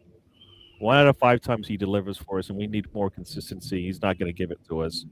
And Martinelli and Trossard, I think, once again, they combine some of their talents, and we have a good player, but we can't do that. So, to me, they both can go. And I wanted them both gone at the beginning of this season because I wanted us to let one of them go and bring in a starter. Yeah. Right? That's what I wanted. We didn't do that, and, we need to do something better. So I think those 4 players are the ones I'm keeping. The other remaining attackers can go. Dalman, of course, is staying. I don't know if he'll be considered a first team player next season or not, but I think he should. Right? So that would be 5 attackers, and we need another 4 probably. Right? On top of that, just for depth. So yeah. And I guess Moreno will come back, and I think here I saw somebody put it in one of the chats. Well, if we're missing Moreno, then we got problems in my eyes. Because that means the margins are really, really small. The margins are really, really small. If we're saying Moreno out is we're missing that piece to the puzzle in my eyes, anyways. I know he brings a lot to the table, but I don't think he's an everyday starter for us anyway. So he's coming off the bench in most cases. So that's why we need to either have the player that he's replacing be a top player, right? If that's not Eze, then that's not Erdegaard, then it needs to be somebody, right? So that's kind of how I see that playing out because I don't think he replaces. He might replace Zubimendi, but I don't think. I mean, I think it's more for his attacking and his defense, right? That we bring him in, right? It's more for him bringing the ball up the pitch than it is for him sitting back and defending in front of the back line. So for me, if it's attack wise, I think we can do better. I know it seems to work for Spain, but I don't think you can compare international football to the Premier League.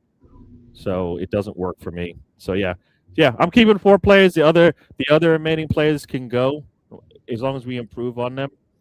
And I think that's what we need to do. Like we've got everything on that back line, even on goal. Any goalkeeper we bring in, if Kepa leaves, we'll be fine, right? We've got Rice, Zubimendi. Who's the backup to them? That's the question, right? And then it's if it's Eze and Erdegaard, I think we're set. If Erdegaard leaves, then we need to replace him. And then you've got Gyökeres and you've got Gyökeres and Saka, right? We need a left wing, right? And where does Eze and Dalman play, right? Right? They should be coming off the bench second next season if they keep improving, right? If we're going to keep them on the. Some people say Skelly and Ethan need to go out and loan again, like they did for Saliba. If you're going to do that, they should have done that already, right? They should have done that. Should have been this season. They should have both went out on loan this season. Yeah. If you think they were ready, right? If you thought we had to force him and play Skelly last season, but he needs more. And we don't want to play him as a fullback anyway. So let him go play where he can play as a midfielder, right? Same thing with Ethan. If you're not going to play him, let him go and play and get the minutes, and then you bring in somebody, right? We didn't do that, so we kind of handcuff ourselves at the beginning of the season, and then in the middle of the season, we let players go and we never replenish, right? We keep doing that. We keep letting players go on loan and never bringing in a replacement, right? When they have produced for us in the past season, right? So yeah, that's how I feel about the attack. Yeah. So I think there's a, and I always used to joke that we have 10 players. We need 10 players, right? I mean, Yeah. not really. We don't need 10 players, but we definitely need 5 players this season, and most of them should be on the attacking side. I think we're set defensively. So yeah, I mean that's what we should be doing, and that's what Birch's mantra should be this season, this summer going in. Is that I'm going to make sure our attack is just as good as our defense. We should be able to do that. Let Sacker rest. I would like to have him come back, but not if he's gonna stay around for 5 years. Like I said, let him come back as close to fully healthy as he can. We don't need him for this season right now. We need him for the remaining 4 coming up. If you're going to spend that money on him, you want him to play out those 4 seasons as close to whatever his new normal is. All right, we're dragging him out there on half a leg. I keep saying it, half a leg. Can't do that. Same thing with Erdegaard. We're dragging him out there half a leg. He can't finish games. All right, so what's the point? Like, we need players that can finish games, and then we pull them when we hopefully have a lead. We don't even get the lead because we're playing. We're playing with our hands behind our back, right? Yeah. We can't get the lead early in the game to even make the decision whether or not we can pull players and give them a little bit of a rest, because we're playing. This game is tight. We look suspect on defense late anyway. So yeah, there's a lot to. I think there's a lot to think about. So, hey, Brittany, go ahead. Sorry, Gary. You go ahead. I think I rambled enough. No, so I sent in the no. It's all great facts. Yeah. I sent in the road trip group chat today to a screenshot of the Bournemouth game from, I believe it was the one that was the Reece Nelson goal. Right? Oh, and then yesterday's, and I looked at the stats from that game. And granted, it's a different team, but it was the same situation where we went down 2-1 to Bournemouth, and the levels of just what's changed from an attacking perspective, right? And that's, I think they had 30 some shots on goal and 30 some shots altogether in that game. But yesterday, I think we had 18 altogether and 3 on target. Like, I'm watching yesterday, and I had no belief in my mind that we were going to win the game after it was 2-1. I said, we might get a second, but we're not going to go get 2 goals. Whereas back in that season, we were a little bit more sketchy when it came to the defense, right? And it obviously cost us in the end. But you were like, we can go get 2 goals. Something's changed. And again, I don't know who, I don't know what, but there's, like you said, we just mentioned the players that need to go. And I think, like Martinelli was a player for a different time, right? And I think now we've kind of moved on past him. We need something different. Yeah. And again, is it on Arteta? Is it on Martinelli? Is it a mixture of all the above? I think that's the correct answer, all the above. But I don't know if there's hunger from those players either, the Martinellis or the Trossards. And you see that hunger from a Dowman. You see that hunger from an Nweri. Skelly shows it. Even Gabriel, Saliba, those guys show it. But I look at a Martinelli and his body language. Does he care? And that's a legitimate statement. I hate to call it someone's care for what they're doing, but I just don't see it at times when I watch him play. He's smiling, giggling. Yeah. I don't know. Yeah, as you said, that pushing the referee thing, people talk about the Arsenal way. I don't think that's the Arsenal way. You don't put your hands on a referee. Yeah. For whatever reason, like he's lucky he didn't get a red card. I think most sports you touch the referee, you're gone. 100%. You're gone. And like if you're gonna do that to the referee, then you better do that to a defender. You know what I mean? Who's coming at you? He did pick up that one guy. He did pick up that one guy from Liverpool that was hurt. Yeah. So he. No, but that's not. But okay, that's not what I mean. I know what you mean. But you know what? If you're gonna put your hands on someone, you better be like, come on. You gotta pick and choose. Like Arsenal does it all wrong sometimes, right? You gotta pick up a player who's injured. You gotta put your hands on a referee, but somebody comes at you and drops you to the floor, and you just run away or something like that. No, it doesn't work that way. Like they can't put you down on the ground and get away with it. You're gonna talk to them for a little bit and say that's not happening again. You know what I mean? So you got to stick up for yourself sometimes, but you also got to be smart about it. So yeah, this Arsenal team. I, as I Tell was you, man, telling, that's what we're doing. as I was telling That's Spencer, I'm a Dallas Cowboy fan, and I'm living Dallas Cowboys with this Arsenal team now, and I thought this will be the one that would change the ways for me. Right? They're on 30 years without a Super Bowl. We're only 20 here, wow. but 30 years without Super Bowl. Jeez. Yeah. Oh, we were talking about that this morning too. it was in the 90s when we won 3 and 4 years, right? And then since then, we barely make it past the first. We barely get a win in the playoffs, much less get to a chance to play for a Super Bowl. Yeah. So, yeah. I mean, my team won in 2015, so I've seen it, but I've never seen Arsenal win anything other than FA Cup. I mean, Brittany, I don't know if I've told you, but I've only started really like following this sport like the last 7-8 years. So, I don't really have any memories of. Yeah. I was more of an MLS guy, and I was like, well, let me just pick some international team, and I picked Arsenal. So like my story's not as romantic as some of these other people. I'm just kind of a newbie here, if I'm honest. But listen, let me tell you something about that, and big up to Tiger Guna, by the way, as well. Hey, thanks for joining us from all the way from Australia. 2 a.m. Oh man. Wow. So yeah, but you see what you just said as well. I love that honesty, because you see with Arsenal fans, it doesn't matter where you're from. It's not just Arsenal. I mean, we have fans here who love American football, for example, love the NFL, and they've been supporting their teams for how long? You know what I mean? And it could be the same with baseball. You know what? Funny enough, a guy I went to school with, and then, I say I went to school. We were in a different year at school, but then years later, he ended up being my boss. And he's a Tottenham fan. Oh, I haven't seen him for a while, though, but I don't think he'll be happy about today. But his favourite, if I'm not mistaken, his favourite hockey team is, I think they're in Philly. What's the team called in Philadelphia? The Flyers.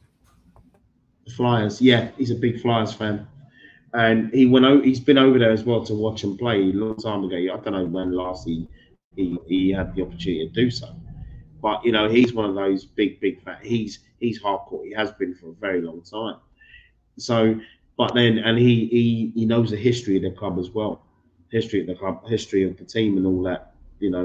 So for you, at least you're honest in what you say, because it's not just Arsenal fans do it, but you get some fans as well who think they know the club inside out, and they don't. And I always say to those fans, please don't do that. Like there's this one guy who I'm not going to name, but people know already in the chat, where he basically said something on a show early in the season, I think it was, where Robin van Persie was in the academy for 10 years, and Robin van Persie was bought here from Feyenoord in 2004. And he weren't in the academy, nothing like that, or in the under 21s. He was actually a first team player, but he wouldn't regularly play when he first played for us, back in 2004. So it's things like that, and I just say, you'll see a lot of Arsenal history on YouTube, a lot of history, and you'll see a lot of goals, a lot of players, and you'll enjoy. You will see our title-winning teams of years ago. We first won the double, the league and the FA Cup in 1971. I'll tell you what, Spencer, there's so much you would enjoy from this club over the years, and the players we've had, and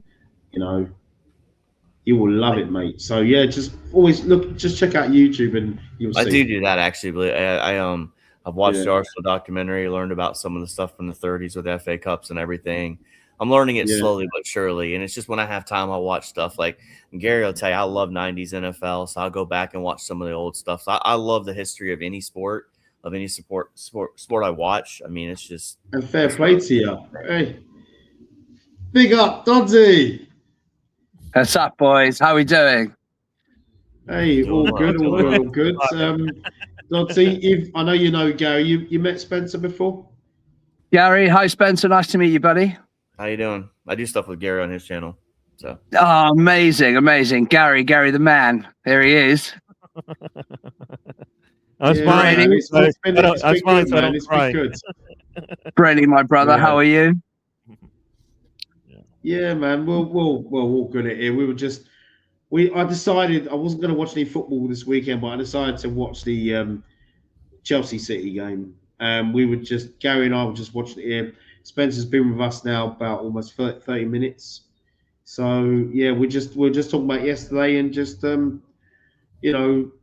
dissecting what's going to happen from here with regards to this result changes everything from a psychological point of view.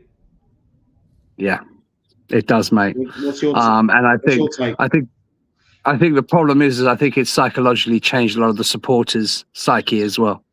I think, look, had City gone out there today and Chelsea pressed them into City 1-2-1 or something, I think, we would have all sat there probably in the back of our minds going, we could get it.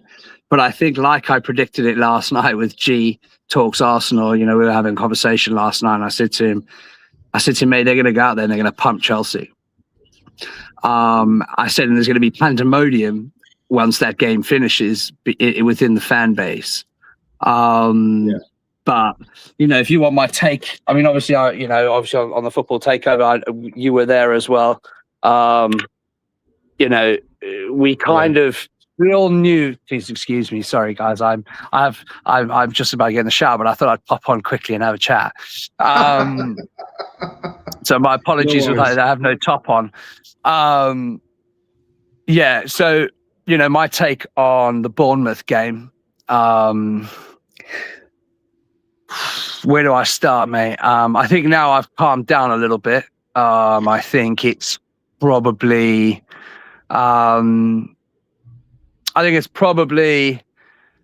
pushed my buttons a little bit, that performance. I've backed, and I will continue to back this team right to the very end. Of course I will. And all of us will as supporters. When Wednesday night comes, all of us will be up for it. All of us will be wanting to back this team right to the end. But man, and I'm going to say this from somewhere that is a Arteta in guy. I have been right from the start. I've backed that manager. I backed him when he came in.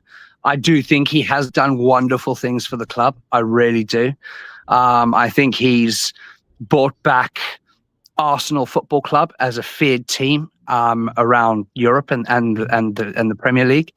But mate, something's not right.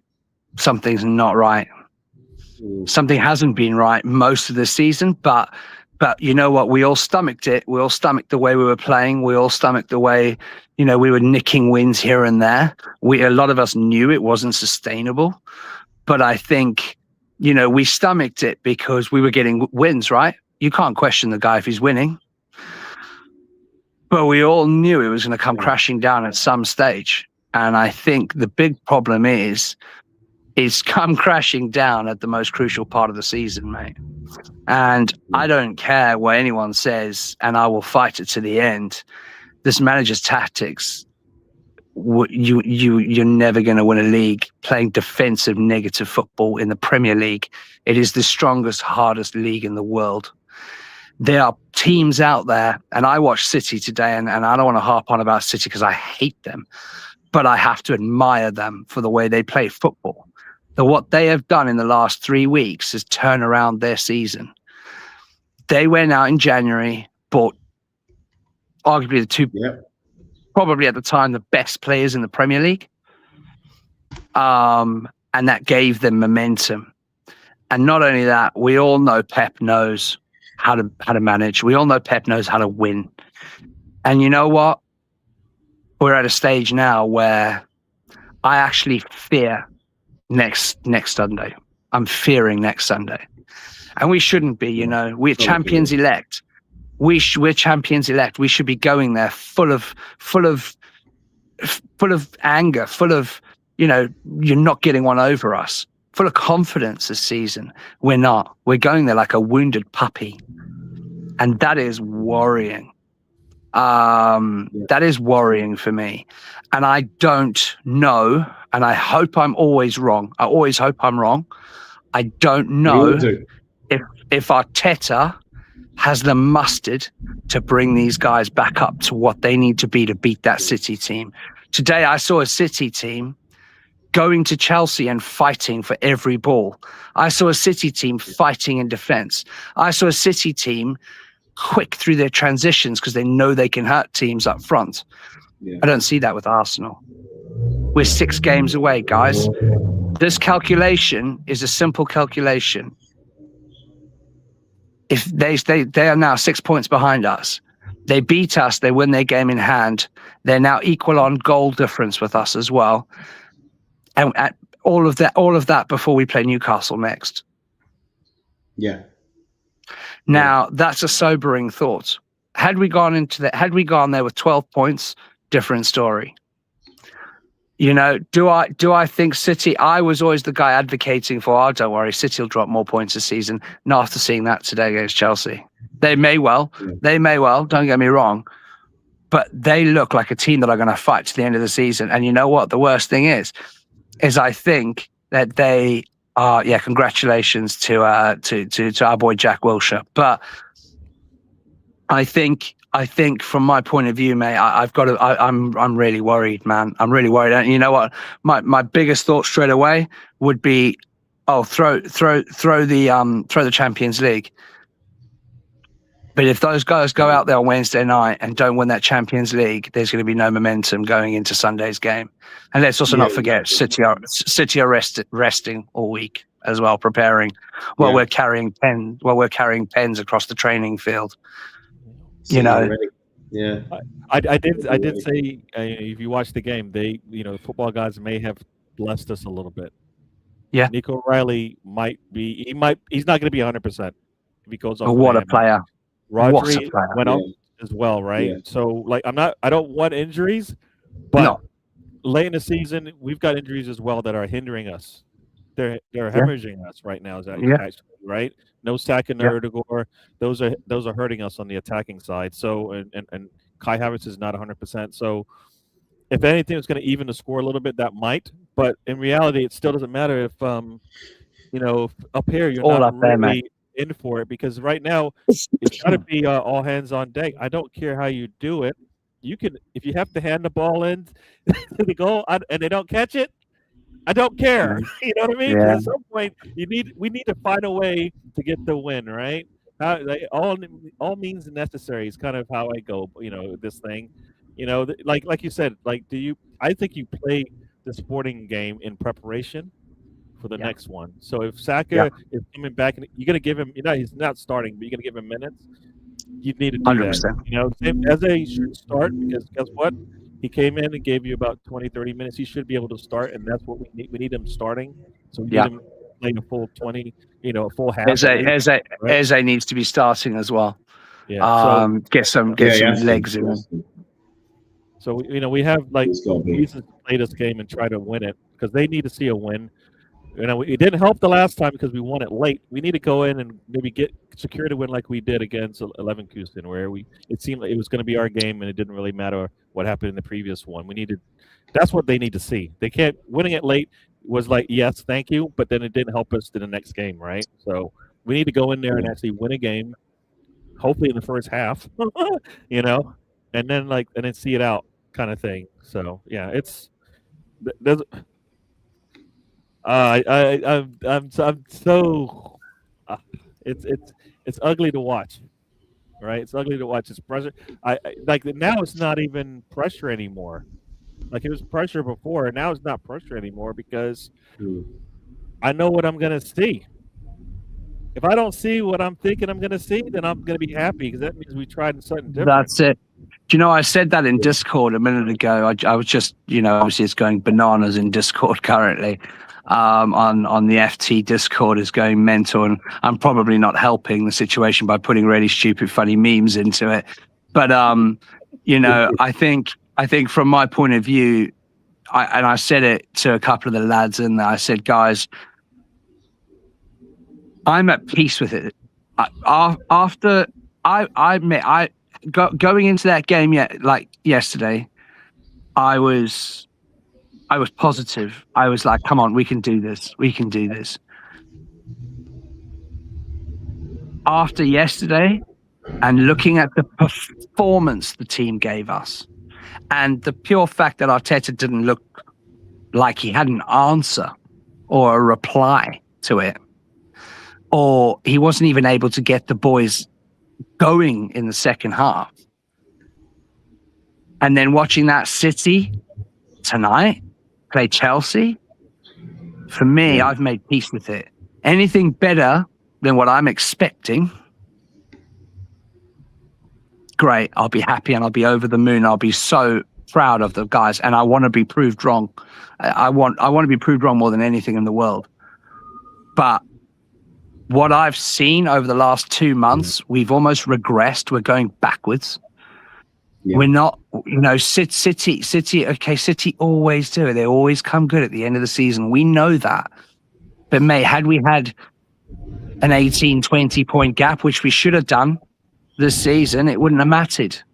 We would have won the league already. Would have been walking away going, boom, enjoy playing your fantastic football, Pep. We've won the league, mate. It's over. See you next season. But I think for me, from what I've seen, I'm worried. I'm worried, guys. I'm worried. I think, I don't want to feel the way I'm feeling, as in I've written my piece with what I think will happen this season, because I just think that City have that. I think they've got that winning mentality in them, and Pep knows it as well. Pep will be giving it the large. Pep will be giving it, if we don't win at Chelsea again, I might as well not do a press conference in the next. He knows, mate. He knows what's coming, and it's worrying. And you know what? I hope to God Arteta proves me wrong. But this guy's got to go. His tactics, his negative football, it's got to go. It's got to leave. It's got to go, mate.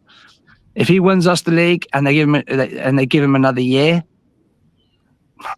I don't want to, but I'll deal with it. Because I think it'll be done on merit, and I think, you know what, fair enough.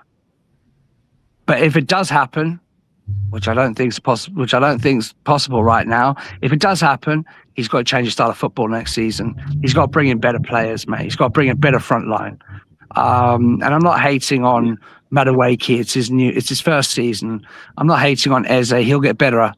He'll get a lot better. I'm not hating on Gyökeres. I thought, he popped a few chances that he could have scored yesterday. But on the whole, I think he's had a decent season, considering the guys had nothing to feed off the season.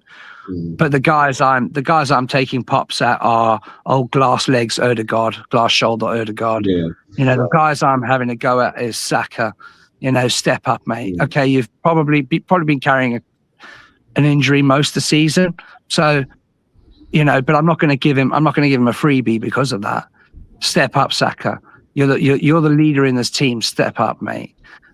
Guys, I'm sorry, and my distaste towards Martinelli, mate. The guy's got to go. He looked like a headless chicken running around the pitch. Oh, he really was a headless chicken. He's got to go. Trossard, get him out, mate. Get him out. We need new blood in there. Yeah. We need new wingers. And I think, an Alvarez coming in, oh, man alive, that changes your football dynamic straight away. Anyways, that's my thoughts on it. So let me say this real quick. Is there a world where some of these players, like the Trossard and Martinellis, are burnt out from trying to do this?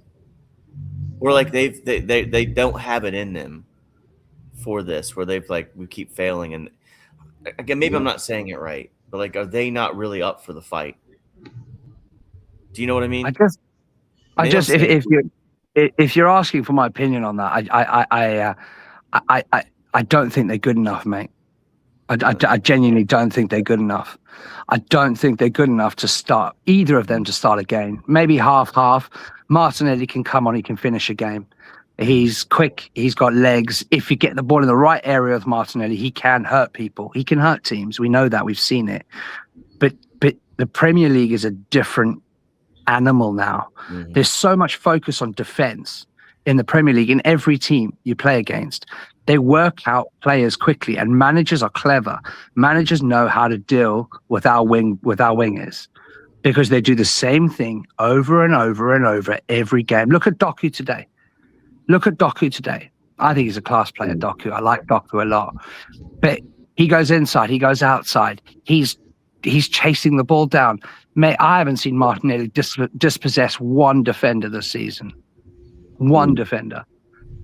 Because he's too busy running off. And same with Madueke. Same with Saka. Madueke's just busy running off the end of the pitch, mate. And brother's running a marathon every game. It's funny, you know, because Dalvin dispossessed in the last game. I think not the previous game. The game before that, he actually dispossessed, and I'm like, so Arteta, he can do it. He can do the defensive responsibilities. So let him give him more minutes, because that's the thing. I think Arteta looks at his young players and goes, I don't know if they're going to do the other stuff, and where he will track back and take the ball off people. And when I saw Dalvin do it as well, so I know they can do it. So that shouldn't be a hindrance in terms of should they get minutes. And you know what, mate? I think Dalman should start. I think he should start on Wednesday night.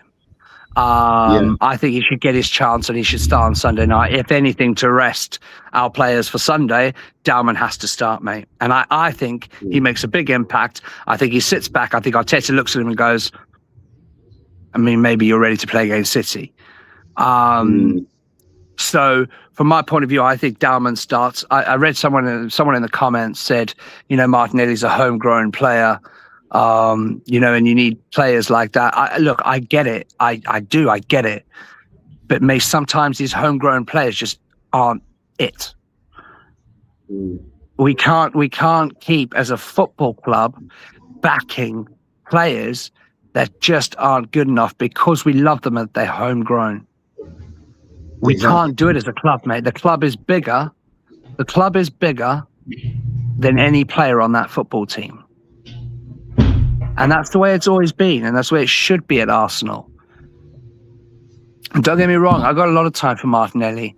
You know, he's done his service over however many years. The guy's done his service, and he's done very well for us considering. But the last 2 seasons, he hasn't been performing.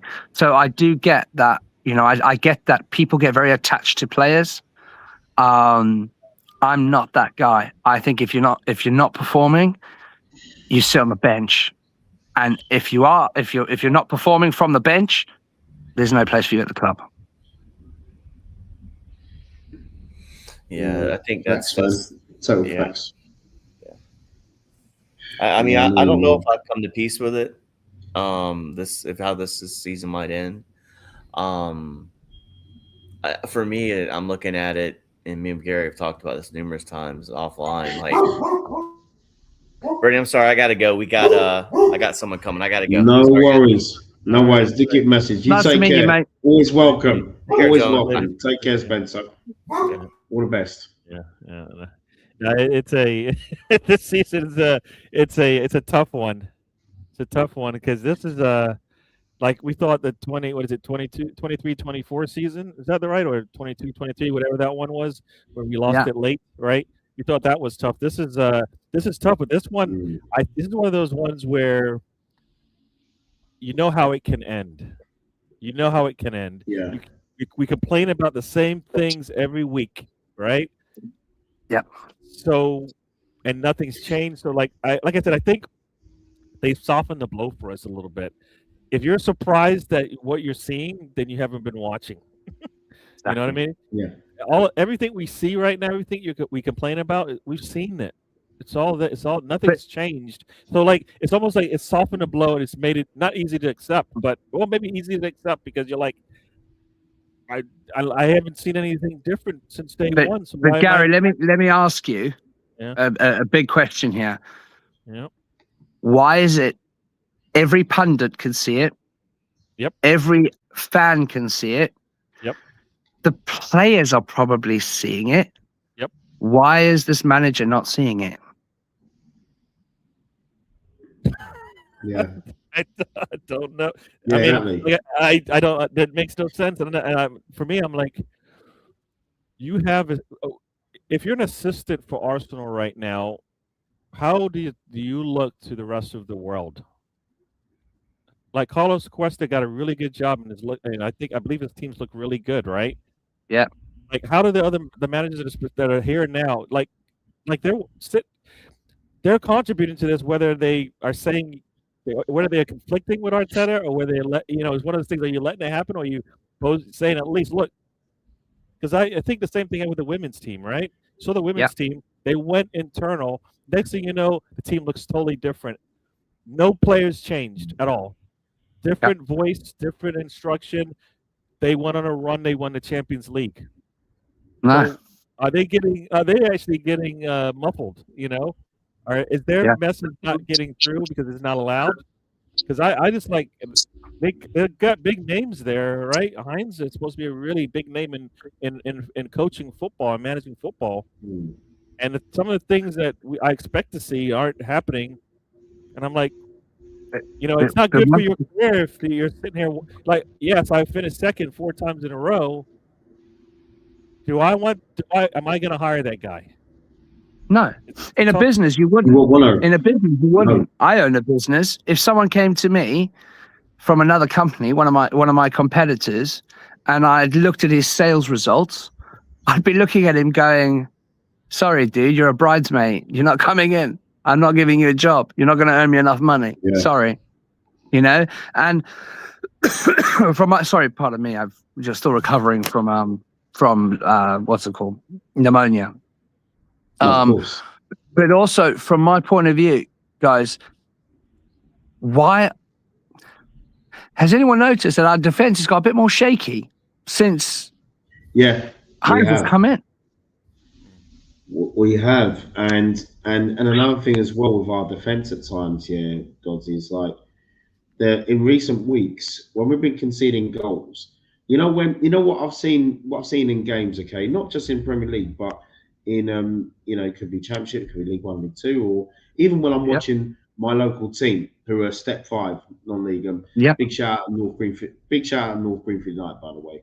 And when I've seen them take hits for the team, what I mean by that is if someone's got the ball and they get into the box and all of a sudden they clear on goal, and then someone slides in, takes one for the team, goes into the torso, or hits their face, and it goes off for a corner, and it could have been on target. I see with not just with us, but I see some footballers, even at a top class level, defenders are just turning their backs. They got their arms ready. They're folded behind the back. So it's folded behind the back, and then it's just a slight turn. Keep your eyes on the ball. Keep your eyes on the ball. Yeah. Because if we get to a Champions League, sorry to interrupt. If we get to a Champions League final, for example, and it's 1-1, and it's the last minute of the game in 90, and I don't want to see Saliba or Gabriel Timber, for example. I don't want to see them turning and doing that, keeping their eye off the ball, and then all of a sudden, they could have blocked it, but then we're 2-1 down. No, but you know what? You've seen Gabriel take headers off shots. Yeah, from Gabriel. Yeah, Gabriel can. Gabriel has done that. But I haven't seen that. I haven't seen that for the last 2 months. No, you. So what's changed? Exactly. You watched you saw in one of the last 2 games. He did in the last 2 games. He has taken a header off of a shot from. He has. But I haven't seen that commitment, mate. I haven't seen that. Yeah. Firstly, you say, we don't want to see Timber, mate. All I want to do is see Timber because I don't want to see Ben White ever again in an Arsenal shirt. Like, I'm really sorry. And he's been phenomenal for the club, mate. But again, that's another one that's got to go out in the summer. I think his head's half out of the club anyways already. So if we look at the and review the games recently, I think three to four massive errors have been Ben White for me, and I hate saying that because I've always had a lot of time for Ben White. Big up, Ron Cole. Take care. But yeah, no, guys, look, I need to run in a minute. I'm actually, my wife's very, very kindly run me a bath. So I apologize, but I'm going to go and have a nice bath. That's all right. I appreciate you. But I just wanted to pop on, obviously show some love to you, Brenny and Gary as well. I saw you pop the SteamYard in, so I thought I'd quickly hop on and give my opinion, mate. But look, obviously, I don't want it to come across to any of the listeners. I don't want it to come across as though I'm being overly negative, because I think a lot of us are feeling quite negative at the moment. But trust me, Wednesday night comes, I'm going to be up for it as much as anybody else to watch us team, go in and win, because that's all we want. But I just hope they can turn it around. I really do. Yeah. Oh, we all do. We all do, mate. We all do. All right, guys. Yeah. But listen, have a really good rest of the show, and big up to everyone in the chats. Obviously, make sure you guys are tuning in all the time to Brenny and Gary. Great lads. And thanks for having me on, Bren. Take care. Always. You're Cheers, boys. Part of the furniture here. Take care, man. Take care, man. Bye-bye. See you later. Take care. Bye. So we got... Yeah, Arteta should have played Norgard more. Yeah, he should have done. I would have played Norgard yesterday. I definitely would have played him yesterday. You know what I mean? Yeah, I just don't. I mean, unless he's injured. Like, that's the only thing I can think of. He pulled up. He had one of those Marino moments where he just gets there and he's injured in practice, and then he can't play, for example. But if he can play, and we're not playing him, then no, that's one of those things where, like, Bert has got to be knocking on the door, going, "Is there something wrong with Norgard? Is there a reason why we're not playing him? Because he just, he should be getting minutes. You know what I mean? So, yeah, it shouldn't. He should be out there on the pitch for many a game. I mean, when you haven't had 90 minutes in the league after being a starter, an everyday starter for your team the previous year, and you haven't had 90 minutes, you can't. What? You know what I mean? Like, nobody can explain that. Like, he didn't have 90 minutes in the league. He's got like 1,000 minutes in everything else, but he's got 90 minutes in the league, and we're killing our players in the league. They start off 30 minutes, look good. After about 30 minutes, by halftime, coming out of halftime, they're done. And it consistently happens. And Arteta hasn't, just figured out that, guess what? Maybe they don't start today. You know what? Maybe they come off the bench today. There's little ways to give your players a little bit of that extra, a little bit of extra energy that they need. But and this is a really good point as well. Just a good point here. As we're talking, a really good point by Tiger Gurner here as well, because Jorginho did get the minutes when he was at Arsenal. He did get the minutes. And you know what? That's Arteta's got favorites, right? That's what it looks like. Arteta's got his favorites, and that no matter how poor or good they're playing, they get the minutes. And you're killing your other players by not doing that. Yeah. Like everybody's complaining about Zubimendi's play in the second half of the season. It's because he hasn't had, he's playing in a tougher league. He gets no rest, right? Yeah. And even Rice has got too many minutes under his belt right now. He needs a little bit of that guy's running on empty, man. He's running on empty, seriously. Yeah. He really is. But Retro Gamer, man. Yeah. Big up to you. Big up to you. He came over from the channel. Yeah. Arsenal been looking good in Champions League.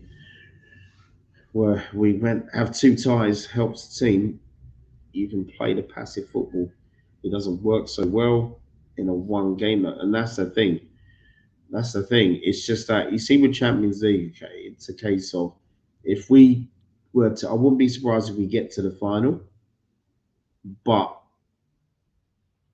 it's just in a one-off game. I'm thinking, well, would we even even get over the line in a one-off game. You know, so yeah.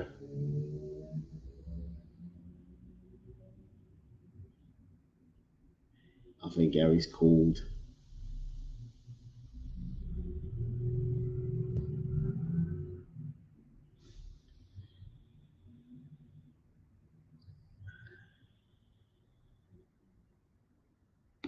Big up to the silver one. Yeah, the pain is real, man. It is. It is real.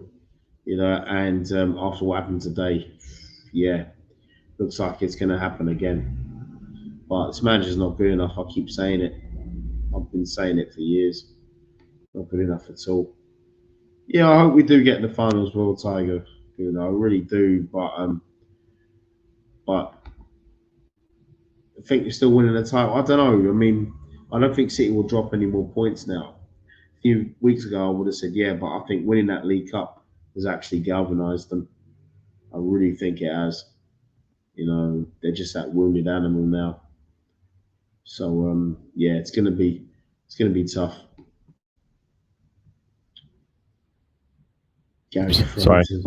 No, I'm here. I just had That's to talk alright. to the boss for a second. So, yeah, no, No worries, I'm still man. here. No worries. I'm actually like finishing off my taxes. I do it online, so I was like, I need to just finish it off and get it done before the deadline. So I do it online. Yeah. So I'm like, let me get this done and then move on to No pay my worries. taxes and then move on.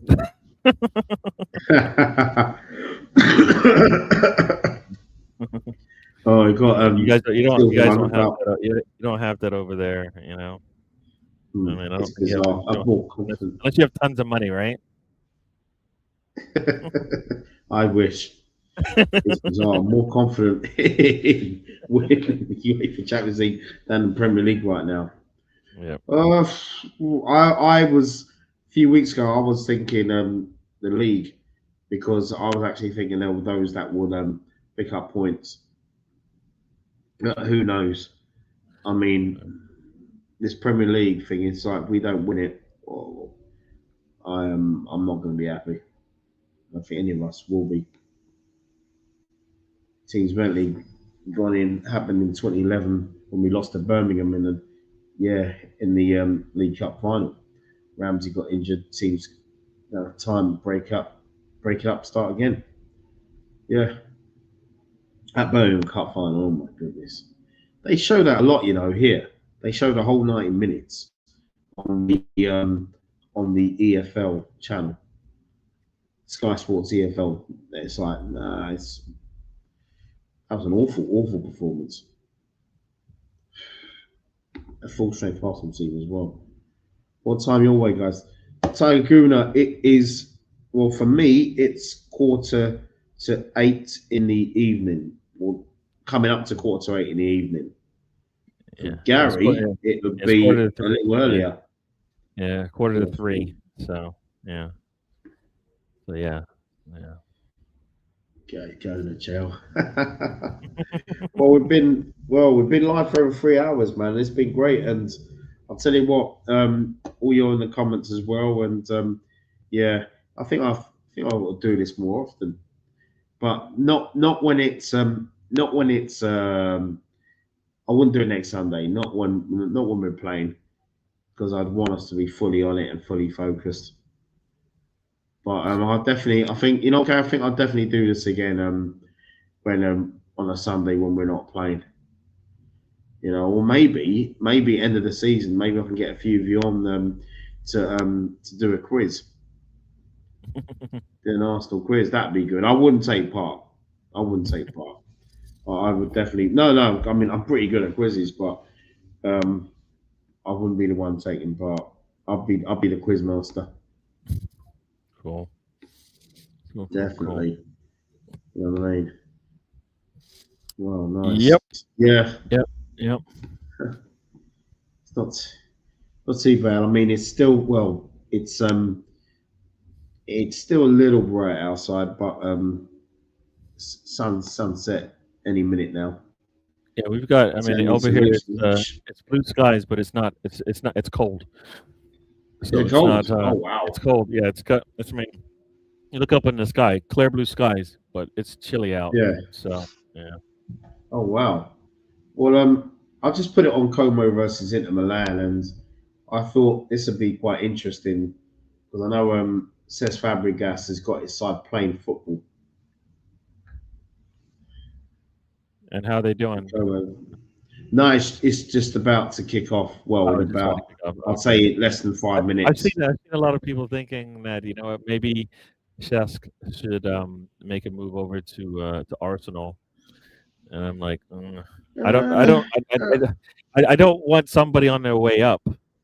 You know what I mean? no, No, I neither do I. we got Unai Emery, who was needed to see if he could make the jump again. It didn't work out. You got Arteta, who made the jump from nothing to where he is now. But we need somebody, as some people have said, who's already been there, done that, wherever they've come from, and they come with some credentials, right? Be it, Yeah. like pretty much, you know, league titles, Champions League. Like Arsenal deserves that at this point. If they want to if they want to make that jump, right? They need to make it. It might be good to bring in a bigger tactician, but in reality, if you're not going to get the best tactician out there in football, then tell me you're going to go out there and get the manager with the credentials, right? So Exactly. there's different ways to handle this thing. So we'll see what Arsenal decides to do. But yeah. No, I don't know if we want to go Definitely. young again, young, because I think that might might be back in the same boat again. All right. Mm, Yeah. So definitely. I mean, like Arteta needs to loosen the leash and allow our players to express themselves. They're great. bloody Yeah. good enough. Yeah. If He you lets say, his defenders you do say, that, He lets his defenders do that. yeah, And that's the thing I find interesting is that his defenders get to do that, right? But he does. yeah, He doesn't let. It's like we just don't. You know what? It's like we don't even have a plan A and plan B anymore for our attacking. And so many, and it's like so many loose passes and and also, hold on a sec. Oh, it's nearly 3 a.m. Yeah, I know. I've got family in Melbourne, Tiger Guna. Got family in Melbourne, mate. I haven't been over there yet. In the probably going in a few years. We won games while crossing the ball. It's what Raj is saying, exactly that. And it's like we struggle to cross the ball. It's not hard to cross the ball. These players can't do the basics. But yeah, they can't, and that's the thing. Mind you, I feel there's a lot of players now in the world of football that cannot do the basics. Favorite thing would be to come with Gary. That's life from jail for not doing his taxes.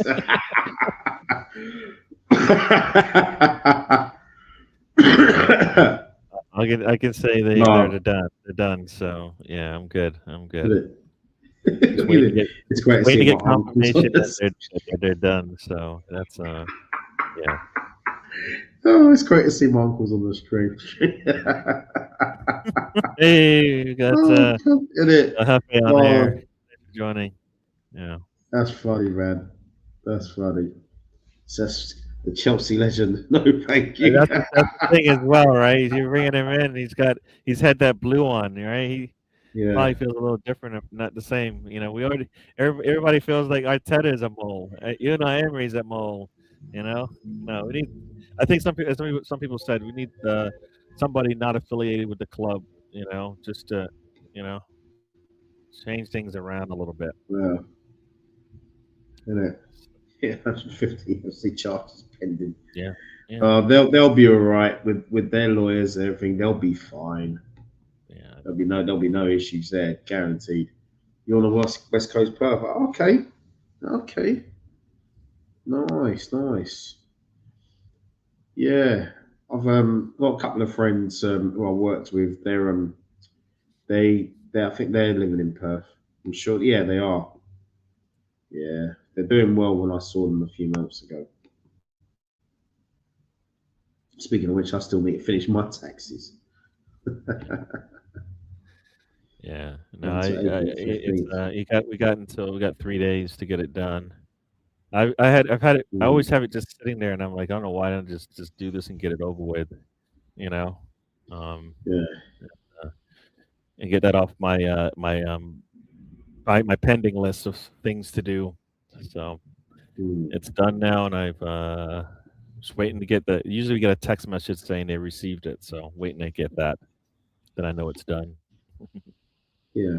Yeah, Also, Luis it's in Enrique's match right name now. comes up. I think a lot of people think he might want to stay where he is. So, and especially Yeah. if they have a really good run to finish to the season, you know what I mean? Like I that's the would thing. take him though. Yeah, yeah, Yeah. I would take him. Definitely. I mean, I always rated him from years ago, and I was like, nah, I didn't think he's that good. But some people forgot that he actually won a treble, even though he did it with Barcelona. It doesn't matter if you have Messi in the team or not; you still have to do it. no, that is You know? that is true, and and we're not even. It's not like we need a treble, but we need to be able to be winning trophies. We need somebody who's got that under their belt, right? Exactly. And Exactly. has put their team out there and seen them finish. You know, Yeah. waiting for Arteta, like you said. If Arteta does it, cool. But will he be able to do it again? That might be a lot to ask. We've seen Slot, right? Slot has shown that Yeah. just because you win it he came in winning. He has won trophies before. Came in, won it with Liverpool. I don't think just because of the injuries they are that poor. You know what I mean? I don't think it's Yeah. all just because of injuries. Like the football isn't good either. So and it doesn't matter who they have. Like they have good players, so they shouldn't be as struggling as much as they have. Um, Yeah. it is a big 100%. hurdle to get from where they are now to top of the league, but I don't Yeah. yeah Just answering Ty Guna's question. No, they're not. They're not football fans. You know, they're not. They're they're definitely not football fans. You know what I mean? So yeah, you guys are lucky we don't see our taxes. No, we don't. Like Hey, the but time you know when what? That's Thomas actually Simpson good didn't pay because his taxes. you know how much money yeah, you know how much money you're gonna live off. You know you don't have to put any money. You don't have to pay them back or anything. So I don't Big up, Taya. it should be See, easy. this is what I The like. tax law should be that easy that whatever money you've made, they take it out. You shouldn't have to like they know how much money you're getting. I think they create it that way so maybe the rich can figure out how to keep all their money. You know. I followed Arsenal since '71 when Charlie George scored the winner against Liverpool in the cup final. Big up to you, man. Big up to you. Yeah, I was born 3 years later, so but I have seen, I read and I've seen videos of that history from when Arsenal won the double in that our first double in '71, winning the league when the league was 2 points. Winning it, sorry, league was 2 points. When winning a game was 2 points. And yeah, Charlie George, yeah, I think he's still at the club in terms of tours. Because I know I think Paul Davis as well, former Arsenal midfielders, do tours as well. But I'm sure Charlie George, I may even go on one, you know. So, yeah, because I've been around the ground for other things like other tournaments and stuff. But that'd be interesting. I'll have to go for a tour. Yeah, that's true. Big up Roncon. Yeah, 100% writing the government check this year. We're trying to get to the US. Oh, I feel like I followed Arsenal since 1886, Dark Square settings. No, you see, Silver, it's because you are the Highlander. You are a McLeod. You're a McLeod. I know it's the 40th year anniversary of the movie, but you are a McLeod. So you've been around for so long and you've had different accents, and I salute you. So yeah, that's the only how you could have seen that. Oh, you met Charlie George at Legends Tour. Oh, big up to you, man. Yeah, I'd love to meet him. I'd love to meet him. He's just when you see him talking on YouTube or anything else you see him on TV, just a positive guy. You know, positive guy. Loves the Arsenal. Arsenal's in his veins.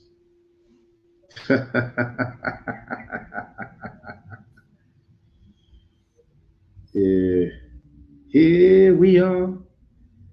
Tony's born to be king. We're the princes of the universe. Yeah. But yeah, Charlie George is a proper gooner. But yeah, man. So no, we've been going for almost 8. It's almost 8 o'clock now. Going for a while, and Gary, really appreciate you coming on, man. It's over me. You know what I mean? Got to prepare myself. I've got to head out a bit, and I should have sorted out dinner time ago. Bless. And yeah, definitely got to do this again, my friend. Cool. Yeah, if I'm available, I would definitely like to join. Yeah, so down to earth. Love him. Used to catch the bus home after an Arsenal game. Yeah, wicked, man, wicked. Yeah, because for you, because I've got a different shift pattern now. So like when I was viewing you last week, I can watch it live every 2 weeks. That makes sense. Because then what I do is then I watch a rerun. If that makes sense. 1 week, so I'll have to rerun it this week, and then I'll be in the chat the following week, if that makes sense, because of my shift pattern now. 1 week of earlies, 1 week of lates. So yeah, no. But please like, share, subscribe to Gary as well. Yep, thank you. Let's help him get to 500. Definitely do that here, Brenny. Help him get there. Yeah. You know what I mean? Let's help him, man. We've got to help each other. You know what I mean? And he's got some great content. You know, you see Spence earlier on, and the guys he's got. I mean, the crew that he's with, they're bigger than the Starship Enterprise crew. So yeah, let's help him out here. You know what I mean? One of them doesn't have pointed ears, so it's all good. You know what I mean? You know, they're not from the 23rd century either. But so please show some love to them, man. Be done.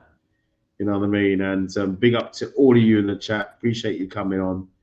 And so Gary, but as well as your channel, where can everyone find you? Yeah, so thank you again, Brenny, for having me on. It was cool. Just chatting away, Always, watching man. the game, hoping for a miracle. Didn't get it, but that's the way it works. No. Everybody, DWTT is the channel. what it is. DWTT Arsenal in the search. I should come up first. We have shows Tuesdays. This week it's a Wednesday. I'm pushing it out to Wednesday, but usually it's Tuesdays, 12:30 a.m. for you guys in the UK, and then it's a 3 p.m. show on a Saturday, a little like match day show where we kind of watch the games and just talk about pretty much anything and everything. So the weekends are a lot more relaxed, and the weekday show is more about Arsenal 100%. So yeah, check me out there. I appreciate Brenny for having me on. So yeah, Always, everybody in man. the chat, thank Always. you. Yeah. Thank you. Yeah. Thank you, Tiger Gruner. Thank you, everyone in the chat as well. Big up, and thank you, Gary, coming on. And yeah, we'll definitely do this again. And the greatest North American Arsenal content creator out there. Oh yeah. Thank you. I'll take the praise. I don't know if others agree, but I like it. Thank you. Big up, man. Yeah, thank you all again, man. And thank you all in the chat, and big up. And we're out of here. Catch you all soon. Take care. All right, see you.